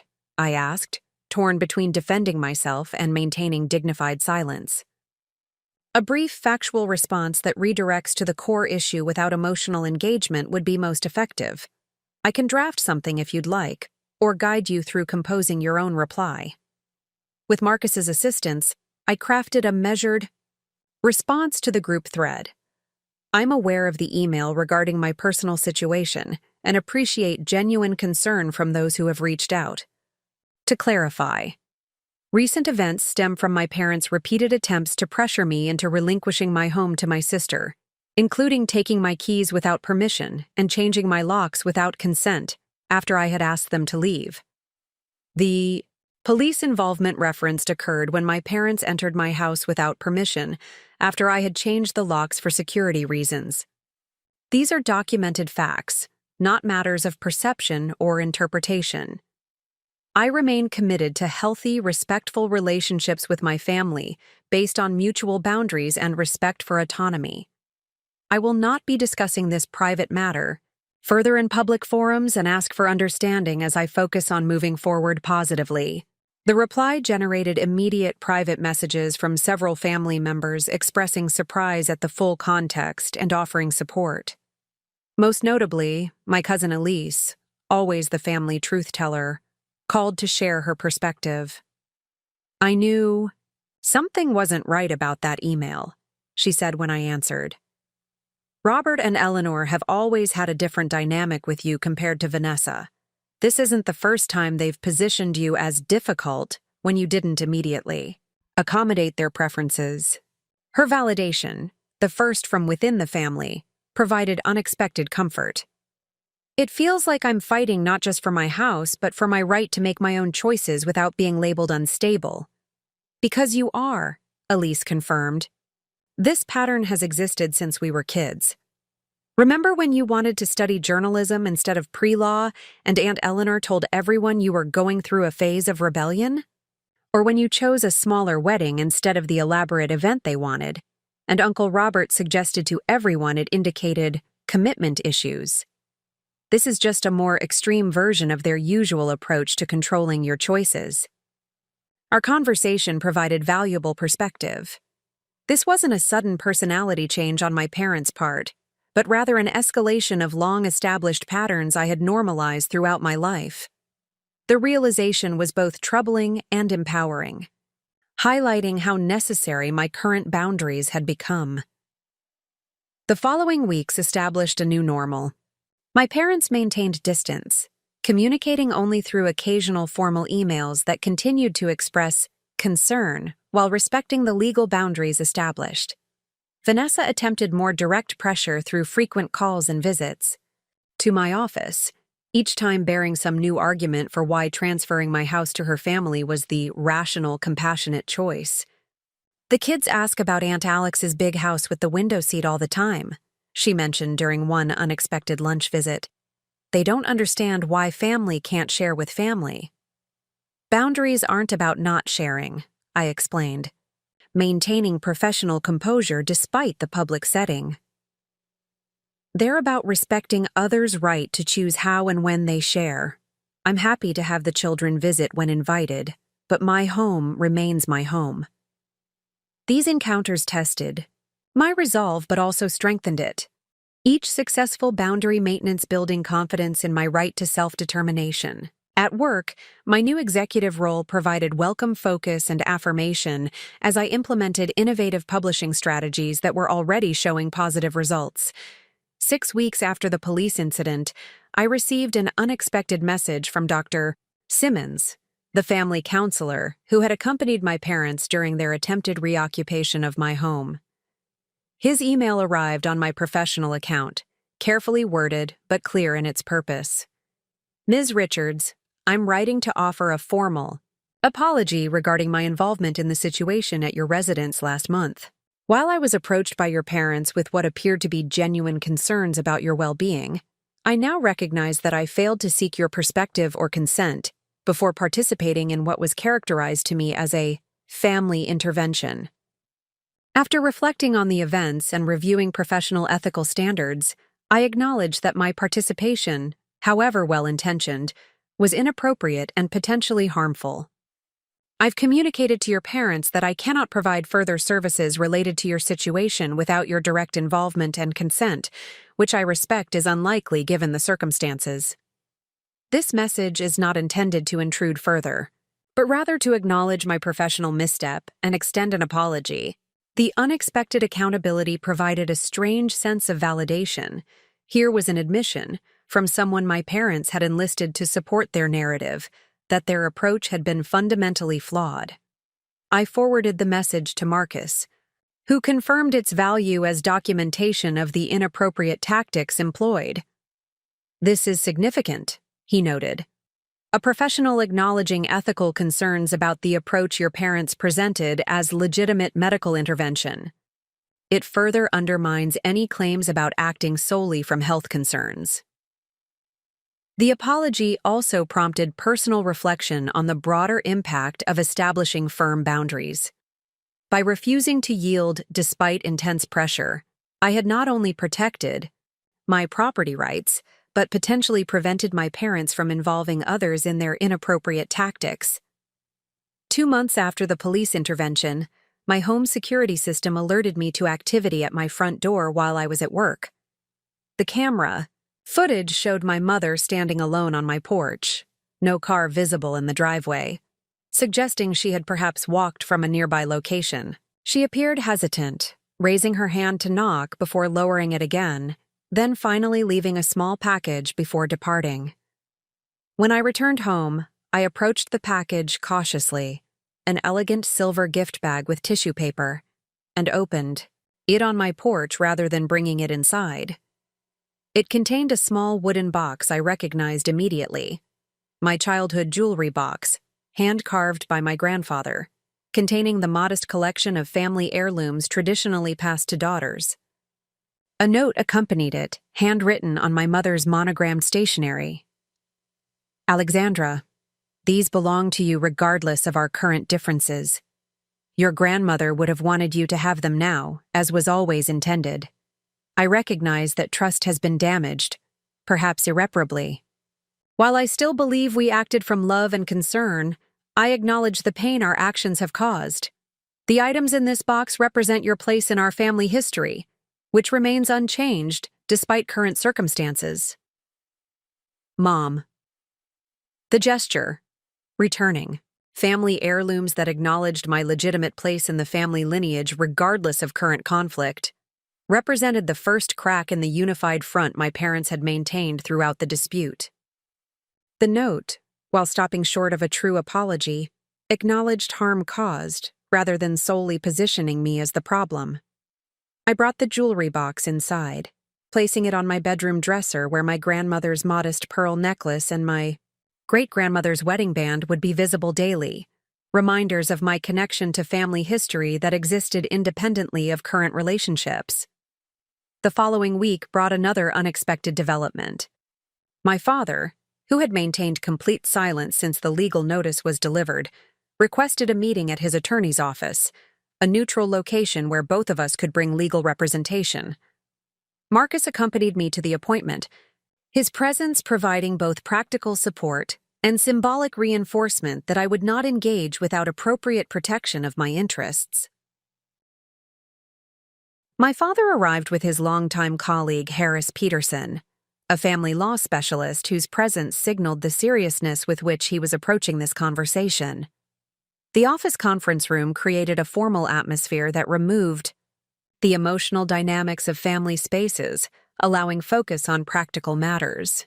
"Alexandra," my father began after introductions were complete, "I've requested this meeting to address the property dispute directly and propose a resolution that acknowledges your position while addressing family needs.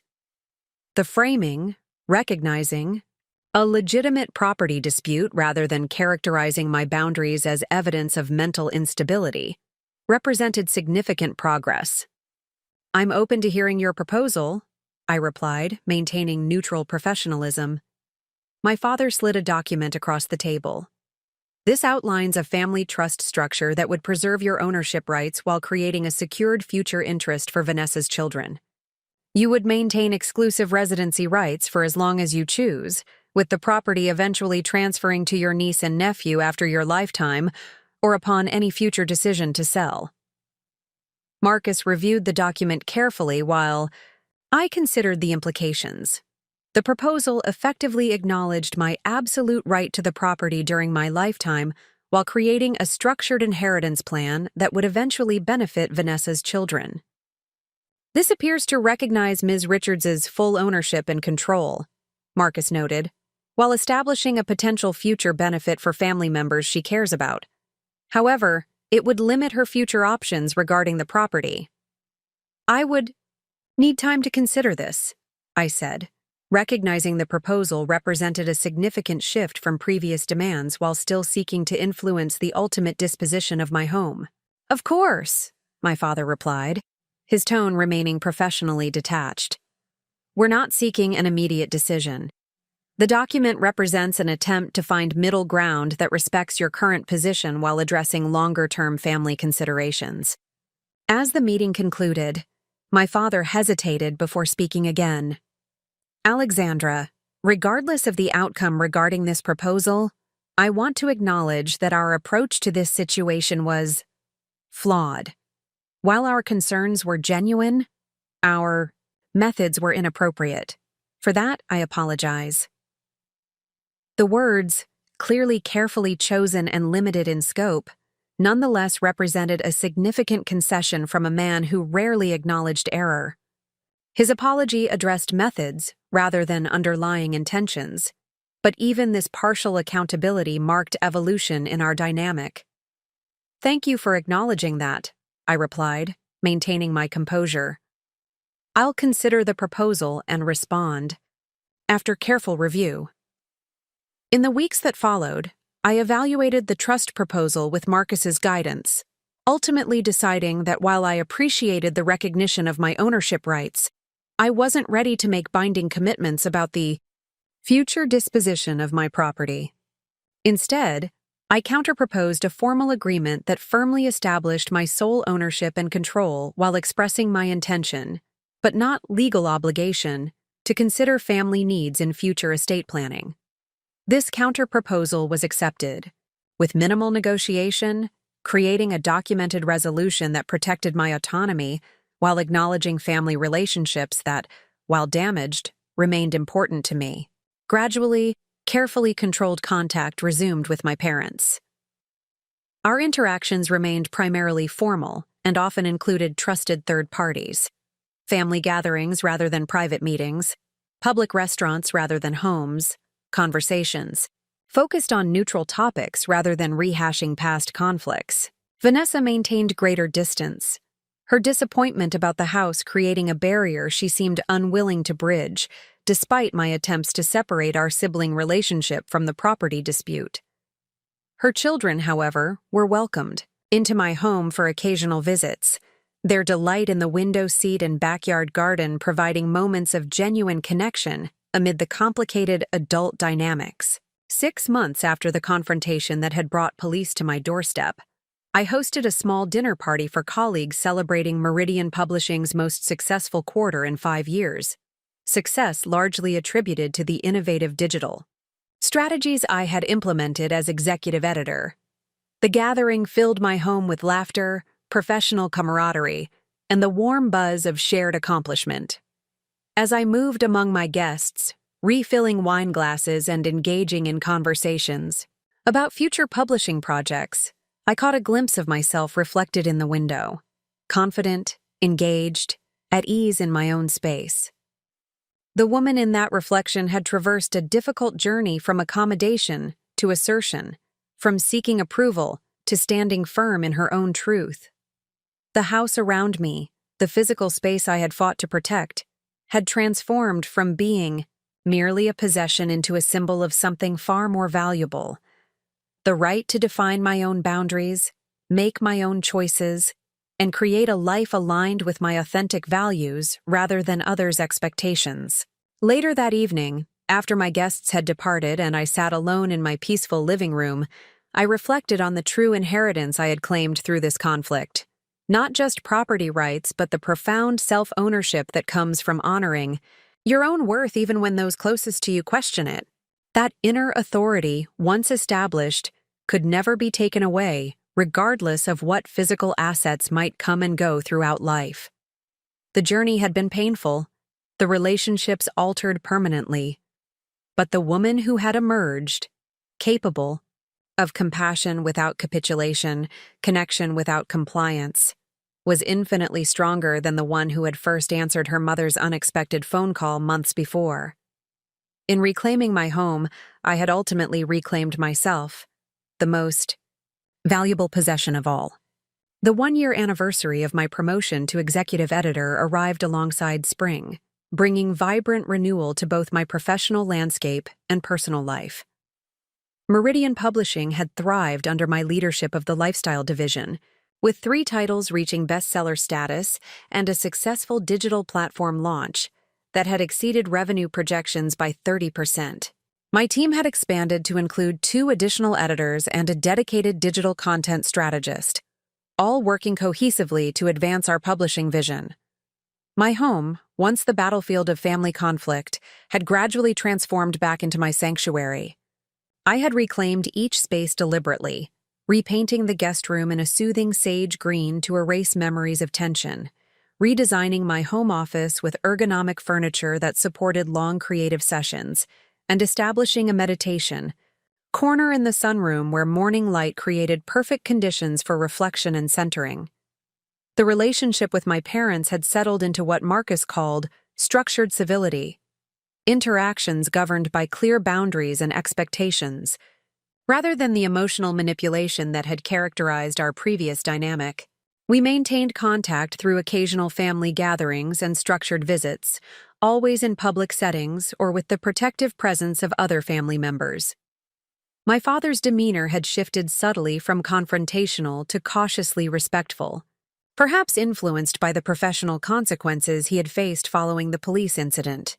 His law firm partners had expressed concern about his judgment after learning of the unauthorized property entry, prompting a level of self-reflection previously foreign to his confident personality.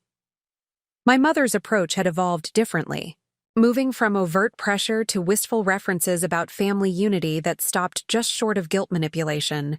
She had begun therapy at my aunt's suggestion, a development that surprised everyone familiar with her lifelong dismissal of psychological support as unnecessary for people with proper self-discipline.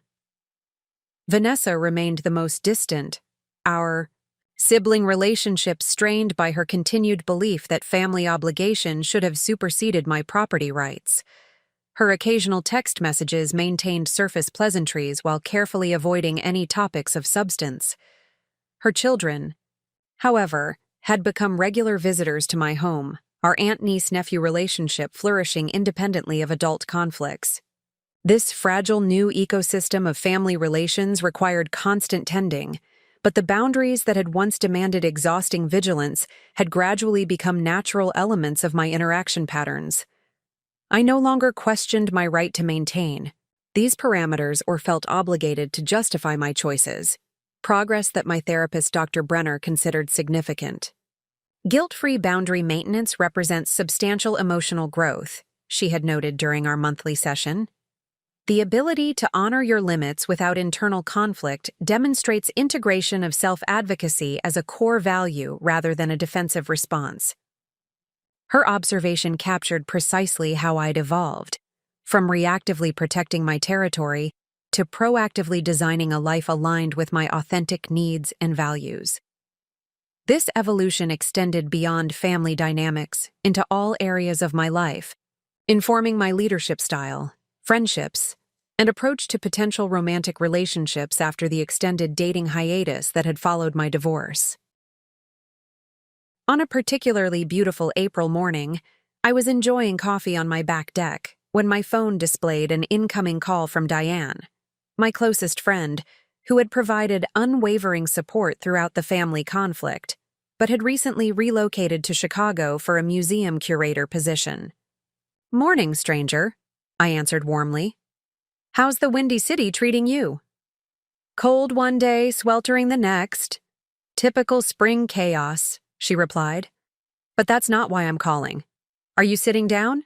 You might want to be." "Already am. What's happening?" "I just got off the phone with Elise," she said, referring to my truth-telling cousin. "Vanessa's putting her house on the market next week. They're moving to Denver." The news stunned me momentarily. Vanessa and Tom had built their entire professional lives in our city, her surgical practice, his hospital administration position. Denver? That's completely unexpected. What prompted this? Apparently, Tom received an offer to head a new pediatric care initiative at Colorado Children's Hospital. Substantial salary increase, prestigious position. And Vanessa has arranged a partnership with a surgical group there. They've been planning this quietly for months. Months? I repeated, processing the implications. And they never mentioned it during all the conflict over my house? That's the part that made me call immediately, Diane continued.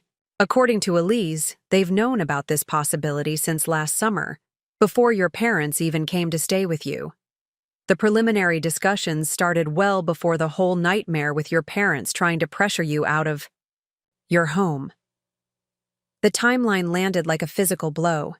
The entire painful confrontation about my house, the manipulation, the boundary violations, the attempted character assassination, had occurred while Vanessa and Tom were actively planning to relocate across the country, so their desperate need for my house was a convenient narrative, Diane finished. Maybe they thought your house could be an investment property or temporary residence until their move finalized. Or maybe your parents seized on their space complaints as justification for what they wanted to do anyway. Either way, the Vanessa needs your house for her family crisis was manufactured. I sat in stunned silence, absorbing this revelation. The conflict that had consumed months of my life, strained family relationships, and required legal intervention had been based on a fundamentally dishonest premise. My parents had pressured me to surrender my home for Vanessa's family while knowing, or deliberately avoiding knowing, that they planned to leave the state entirely. I'm sorry to drop this on you, Diane said, breaking the silence, but I thought you should hear it before the official announcement starts circulating. No, I appreciate knowing, I assured her, gathering my thoughts. It's just clarifying, in a way I wasn't expecting. After ending the call, I remained on my deck, watching spring birds dart between newly leafed branches as I processed this information. The revelation should have triggered anger, justified outrage at the unnecessary conflict based on false pretenses. Instead, I felt a strange sense of calm clarity, as if the final piece of a complex puzzle had clicked into place, completing my understanding of what had truly driven the family dynamic. The house had never been the actual issue. It had been a convenient battleground for more fundamental conflicts about autonomy, favoritism, and control patterns established throughout my childhood and carried into adult relationships. My refusal to yield on this particular issue had simply forced these long-standing dynamics into the open, where they could no longer be denied or normalized. Rather than immediately confronting my family with this new information, I chose to consult with Dr. Brenner in an emergency session that afternoon. This revelation clearly represents significant new context for understanding the conflict, she acknowledged after I'd explained the situation. How are you planning to address it with your family? That's why I'm here, I admitted. My initial instinct is confrontation, demanding explanations for why they pursued this conflict so aggressively knowing Vanessa's plans. But I'm not sure that would be productive. What outcome would serve your well-being best at this point? She asked, redirecting my focus from reaction to intention. The question prompted careful reflection. I don't need vindication. The legal and practical matters were resolved months ago. What I want is honest acknowledgement of the patterns that led to this situation, so they don't continue affecting our relationships moving forward. That's a thoughtful objective, she affirmed. Consider that direct confrontation about the Denver plans might trigger defensiveness that would prevent the deeper acknowledgement you're seeking. A more indirect approach might create space for reflection rather than reaction. Her guidance helped formulate a strategy that prioritized genuine resolution over momentary satisfaction. Instead of immediately calling out the deception, I would create an opportunity for authentic conversation about our family patterns, using this situation as one example rather than the central focus. The following weekend offered a natural opportunity when my parents had scheduled their monthly dinner with me at a neutral restaurant venue, our established practice for rebuilding controlled contact. I arrived early, securing a quiet corner table that would allow for relatively private conversation. Despite the public setting, my mother arrived first, her appearance reflecting the subtle changes of recent months, her typically perfect styling slightly softened, her expression less rigidly controlled. My father joined moments later, his customary commanding presence, tempered by a new cautiousness in his interactions with me. After initial pleasantries and ordering, I steered the conversation toward a topic I'd deliberately avoided previously. "I've been reflecting on patterns in our family dynamics," I began, carefully, specifically how certain roles became established over time. Vanessa as the favored achiever, me as the practical problem solver expected to accommodate others' needs. "I'm curious about your perspective on how those patterns developed." My mother's surprise at this direct approach was evident in her momentary frozen expression before she recovered. "I don't think we ever intentionally created such roles, Alexandra. We've always been proud of both our daughters' accomplishments. Different accomplishments, valued differently," I clarified without accusation. "I'm not raising this to assign blame, but to understand patterns that have shaped our relationships. Patterns that became very apparent during the conflict over my house." My father studied me with the analytical assessment he typically reserved for complex legal situations. "What specifically prompted this line of thinking now?" The question offered a natural opening.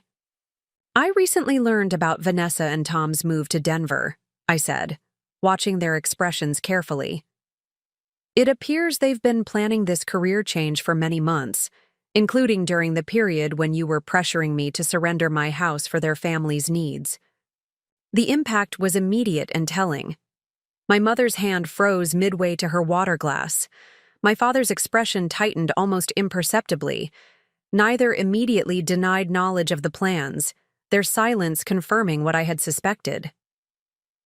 "We were aware they were exploring opportunities," my father finally acknowledged, selecting his words with attorney precision, "but nothing was certain during the situation with your house." Yet the urgency and pressure regarding my property was presented as absolute, I noted. The narrative that Vanessa desperately needed my space for her growing family was central to every conversation, despite their active plans to relocate. My mother interjected, her tone defensive but lacking its former authority. Vanessa's space constraints were real, regardless of potential future changes. We were trying to address immediate family needs by demanding I surrender my home based on incomplete information. I completed the thought.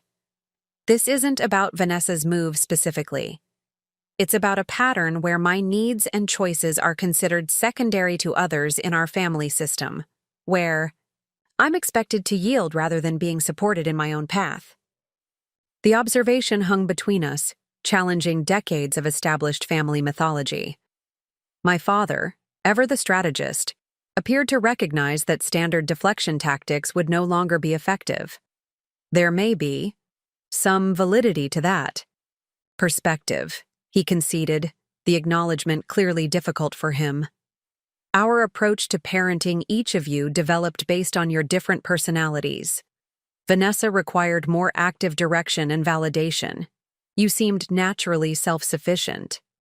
Self-sufficiency that was then taken for granted, I added. Expected rather than appreciated. My mother's expression reflected genuine confusion. We've always admired your independence, Alexandra.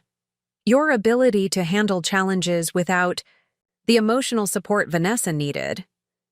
There's a difference between not needing emotional handholding and not deserving basic respect for my choices, I explained. The conflict over my house exemplified this pattern. My legitimate boundaries were pathologized as irrational attachment, simply because they didn't align with what you wanted. The conversation progressed into territory we had never navigated before. Honest examination of family dynamics without the protective layers of denial and rationalization that had previously characterized our interactions. While neither parent offered complete acknowledgement or apology, their willingness to engage rather than dismiss represented meaningful progress. Near the end of our dinner, my father addressed the Denver situation directly. Regarding Vanessa's move, you're correct that we should have been more transparent about their plans during discussions about your house. The situations were connected, but in ways we didn't fully acknowledge even to ourselves. This admission, partial but significant, opened a pathway to more authentic relationship that acknowledged our history without being solely defined by it. As we prepared to leave the restaurant, my mother hesitated before speaking. We may not always understand your choices, Alexandra, but recent events have made clear that we need to respect them regardless. Your home is your sanctuary, something I should have recognized sooner, having created my own over decades of marriage. The comment revealed a flash of genuine empathy, recognition of my needs through the lens of her own experience rather than judgment based on comparison to Vanessa's different priorities. This small bridge across our differences felt more valuable than any grand apology. In the weeks that followed, Vanessa's relocation plans became public knowledge, generating expected congratulations and surprise throughout family and professional circles. Our direct communication remained minimal, but I sent a thoughtful email acknowledging her career opportunity and wishing her family well in their transition, a gesture of goodwill without pretense of resolved conflict. Her response arrived days later, brief but less defensive than our previous exchanges. Thank you for your kind wishes. This opportunity emerged unexpectedly last summer, but has evolved into something we couldn't refuse. I recognize the timing. Creates complicated questions regarding previous family discussions. Perhaps distance will provide perspective for everyone. The children would like to visit your house once more before we leave. They're particularly attached to the window seat reading nook you created for them. The acknowledgement, while carefully worded to avoid direct responsibility, represented a small step toward honesty. I arranged a final visit for my niece and nephew, creating special memories in the space they had enjoyed while maintaining clear boundaries with Vanessa during the abbreviated encounter. As their moving day approached, I received an unexpected call from Tom, my brother-in-law who had remained largely peripheral during the family conflict, his discomfort with the situation evident, but his direct involvement minimal.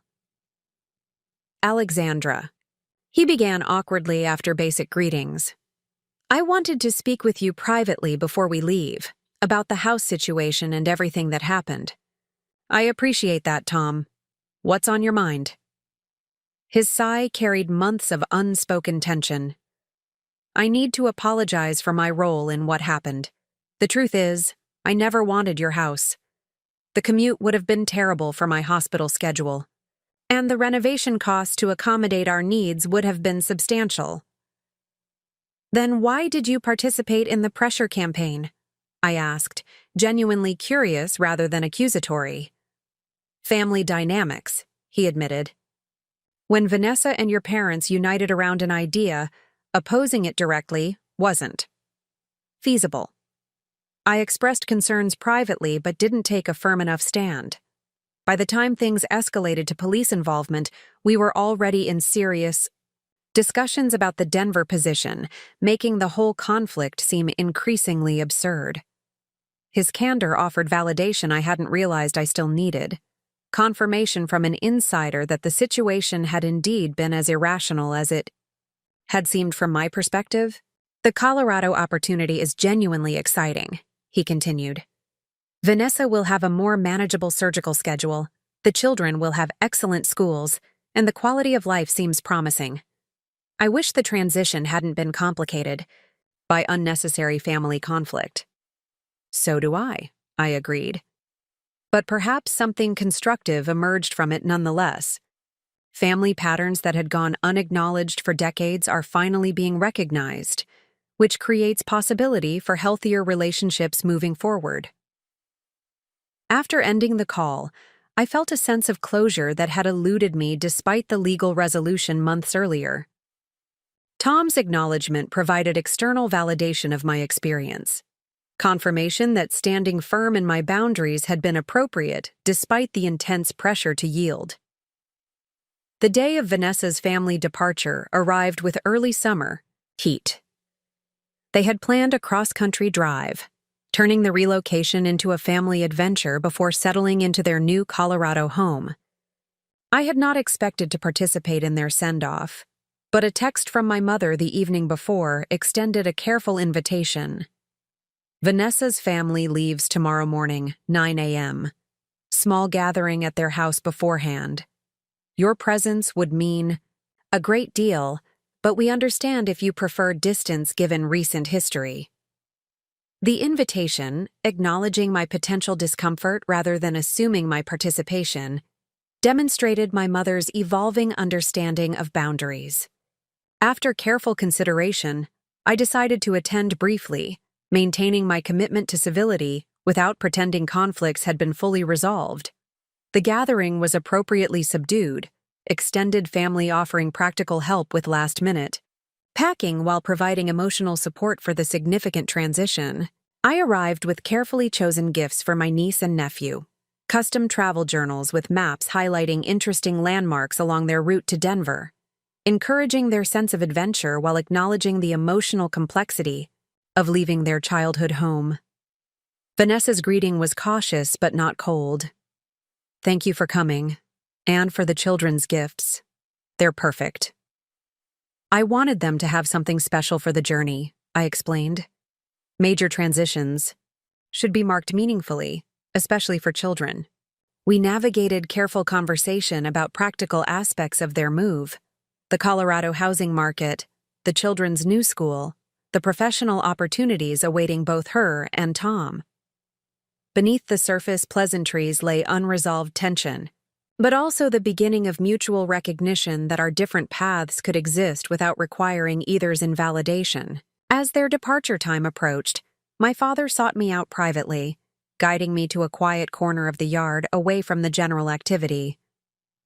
"Alexandra?" he began, uncharacteristic hesitation in his voice.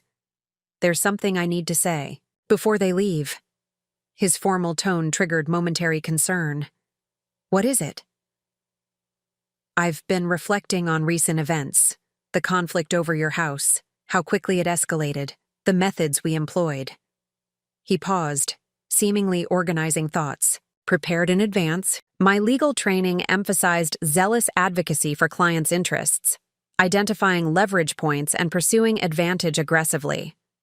I realize I've applied those same adversarial tactics within our family, particularly regarding you. The self-awareness surprised me, as did his willingness to articulate it directly. "That's an insightful observation." "It was ineffective and inappropriate," he continued. "More importantly, it damaged our relationship in ways that legal training never addressed. The cost of winning at the expense of mutual respect and trust." This acknowledgement, specific to his actions rather than generalized about family dynamics, represented a significant evolution from our restaurant conversation weeks earlier. "What prompted this reflection?" I asked, genuinely curious about his internal process. "Ironically, professional consequences," he admitted. "Two of my partners expressed serious concerns about my judgment following the police incident at your house. Their criticism forced me to examine the situation from outside my own perspective, to recognize how my behavior would appear to objective observers guided by professional ethics rather than family emotion. The external validation had apparently achieved what my direct boundaries could not, creating sufficient discomfort to prompt genuine self-reflection. His ability to acknowledge this demonstrated unexpected growth. "I appreciate your sharing that insight," I said. "It helps me understand some of what drove the escalation." He nodded, seemingly grateful for the measured response rather than rejection. "Vanessa's departure creates natural transition for all of us," I hope it might. Allow relationships to evolve based on who we are now rather than established patterns from the past. As my sister's family finally departed, car packed beyond reasonable capacity, children waving excitedly from back windows, extended family offering final hugs and well wishes, I observed the scene with complex emotions. The physical distance their move created might indeed offer opportunity for relationship reset, free from the immediate pressures and expectations that had characterized our local interactions. In the weeks following their departure, I continued the careful work of rebuilding my life according to my own design, rather than external expectations. The professional success at Meridian Publishing provided creative fulfillment and leadership, opportunities that aligned perfectly with my natural strengths. My home continued evolving as an expression of my authentic self, renovation projects reflecting my preferences rather than compromise or accommodation. Most significantly, I began cautiously entering the dating world again after the extended hiatus following my divorce. The experience felt markedly different from previous relationships.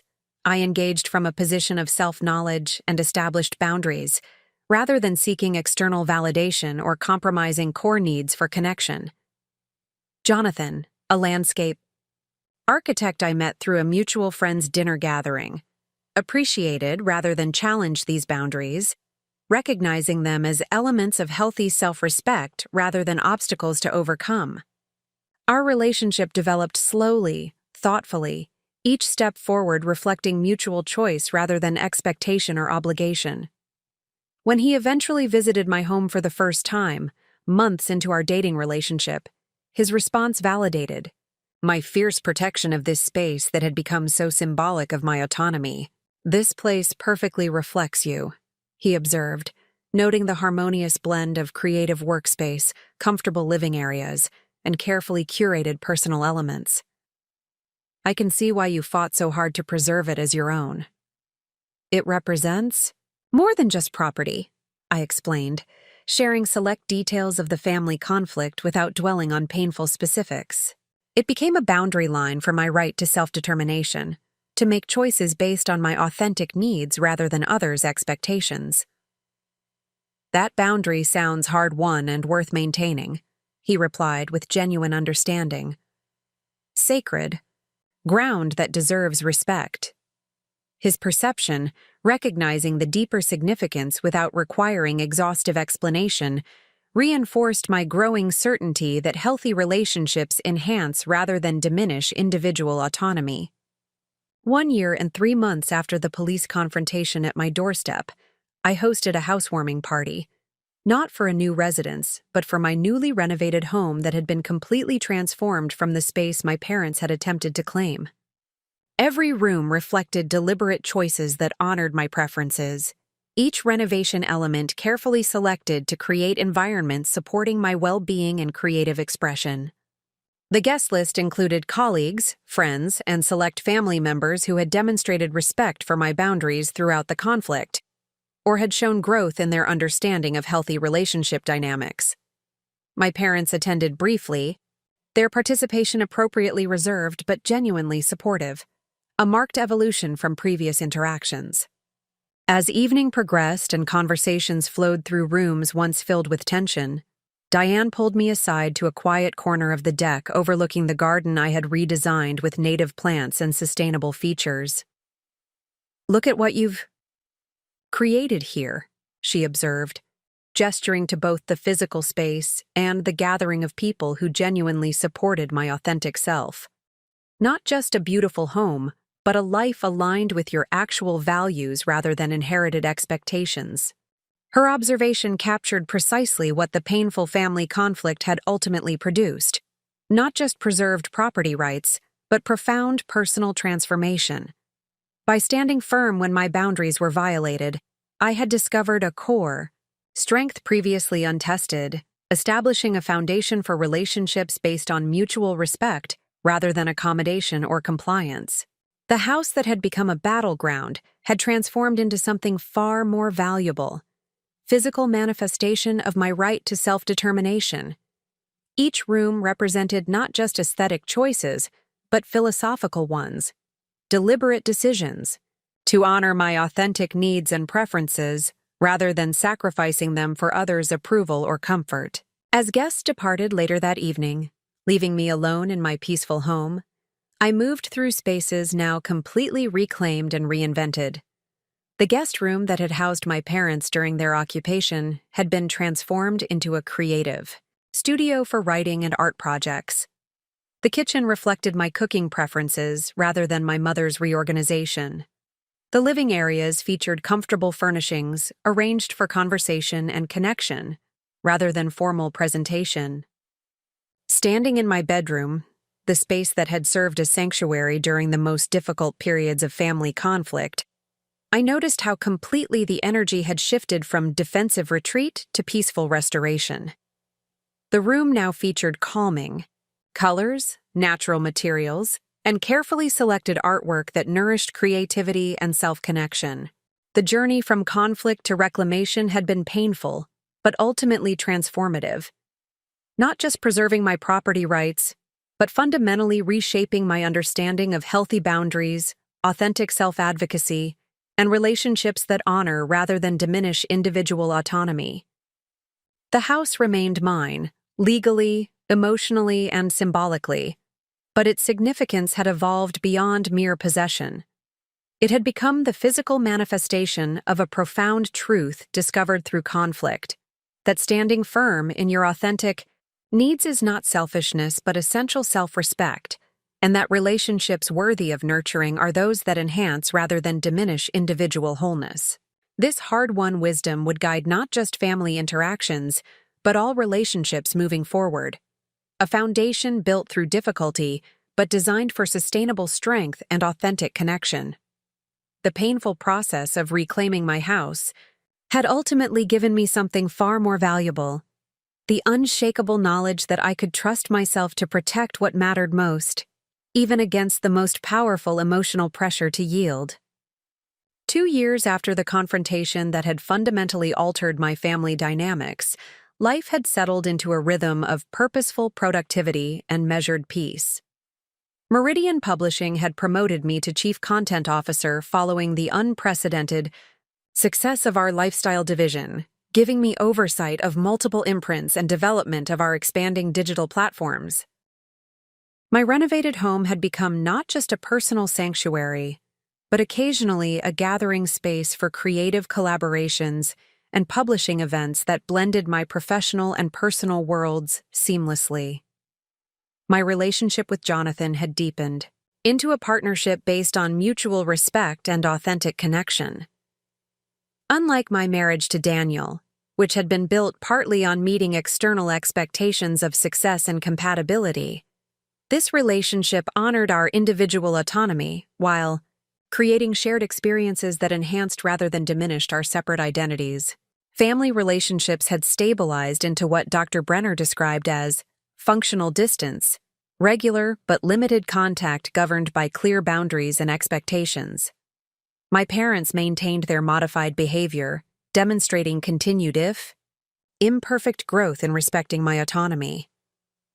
Occasional video calls with Vanessa's family in Denver provided connection with my niece and nephew, while maintaining appropriate separation from the unresolved tensions with my sister. This carefully constructed equilibrium was disrupted by an unexpected development on a crisp October morning when my father called, our scheduled monthly communication occurring 2 weeks earlier than planned. "Alexandra," his tone carried unusual tension. "I need to discuss something important. Are you available to meet this afternoon?" The request, breaking our established pattern of advance planning for in-person meetings, immediately triggered concern. "Is everything all right? Are you and Mom okay?" "We're physically fine," he replied, his careful wording notable. "But there's a situation developing that affects the family, including you. I'd prefer to discuss it in person rather than over the phone." My mind immediately cataloged possibilities: health issues they were reluctant to discuss by phone, financial problems requiring family support, perhaps relationship difficulties between them. Whatever the situation, his uncharacteristic urgency suggested significance beyond ordinary family matters. I have meetings until 4, I said, consulting my calendar. I could meet you at Riverside Cafe around 4:30? That would be appreciated, he confirmed. I'll see you then. The pao. Remainder of my workday passed with productive focus despite the background hum of curiosity about my father's unusual request. Years of professional discipline had enhanced my ability to compartmentalize, addressing immediate responsibilities while maintaining awareness of pending concerns without allowing them to dominate my attention. Riverside Cafe offered an ideal meeting location, public enough to maintain the boundary of neutral territory while providing sufficient privacy for sensitive conversation in its garden seating area. I arrived a few minutes early, securing a corner table partially screened by ornamental grasses and flowering shrubs. My father arrived precisely on time, his appearance notably different from our recent encounters. Though still meticulously groomed, he carried himself with less of the commanding presence that had defined him throughout my life. Subtle signs of strain showed in the tightness around his eyes and the slight forward hunch of his shoulders. "Thank you for making time. On short notice," he began after ordering black coffee. "I know this deviates from our established communication patterns." "Of course," I replied, studying him with growing concern. "What's happening, Dad?" He took a measured breath before responding. "I've been diagnosed with early-stage Parkinson's disease." The statement, delivered with the same direct precision he had used throughout his legal career, momentarily suspended my thoughts.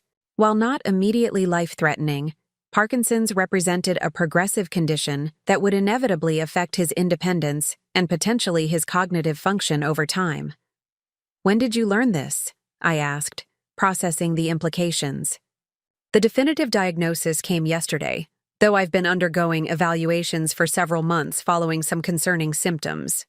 He detailed the mild tremor in his left hand that had initially prompted medical consultation, followed by increasing stiffness and subtle balance issues that confirmed neurological involvement. Up next, you've got 2 more standout stories right on your screen. If this one hit the mark, you won't want to pass these up. Just click and check them out. And don't forget to subscribe and turn on the notification bell so you don't miss any upload from us.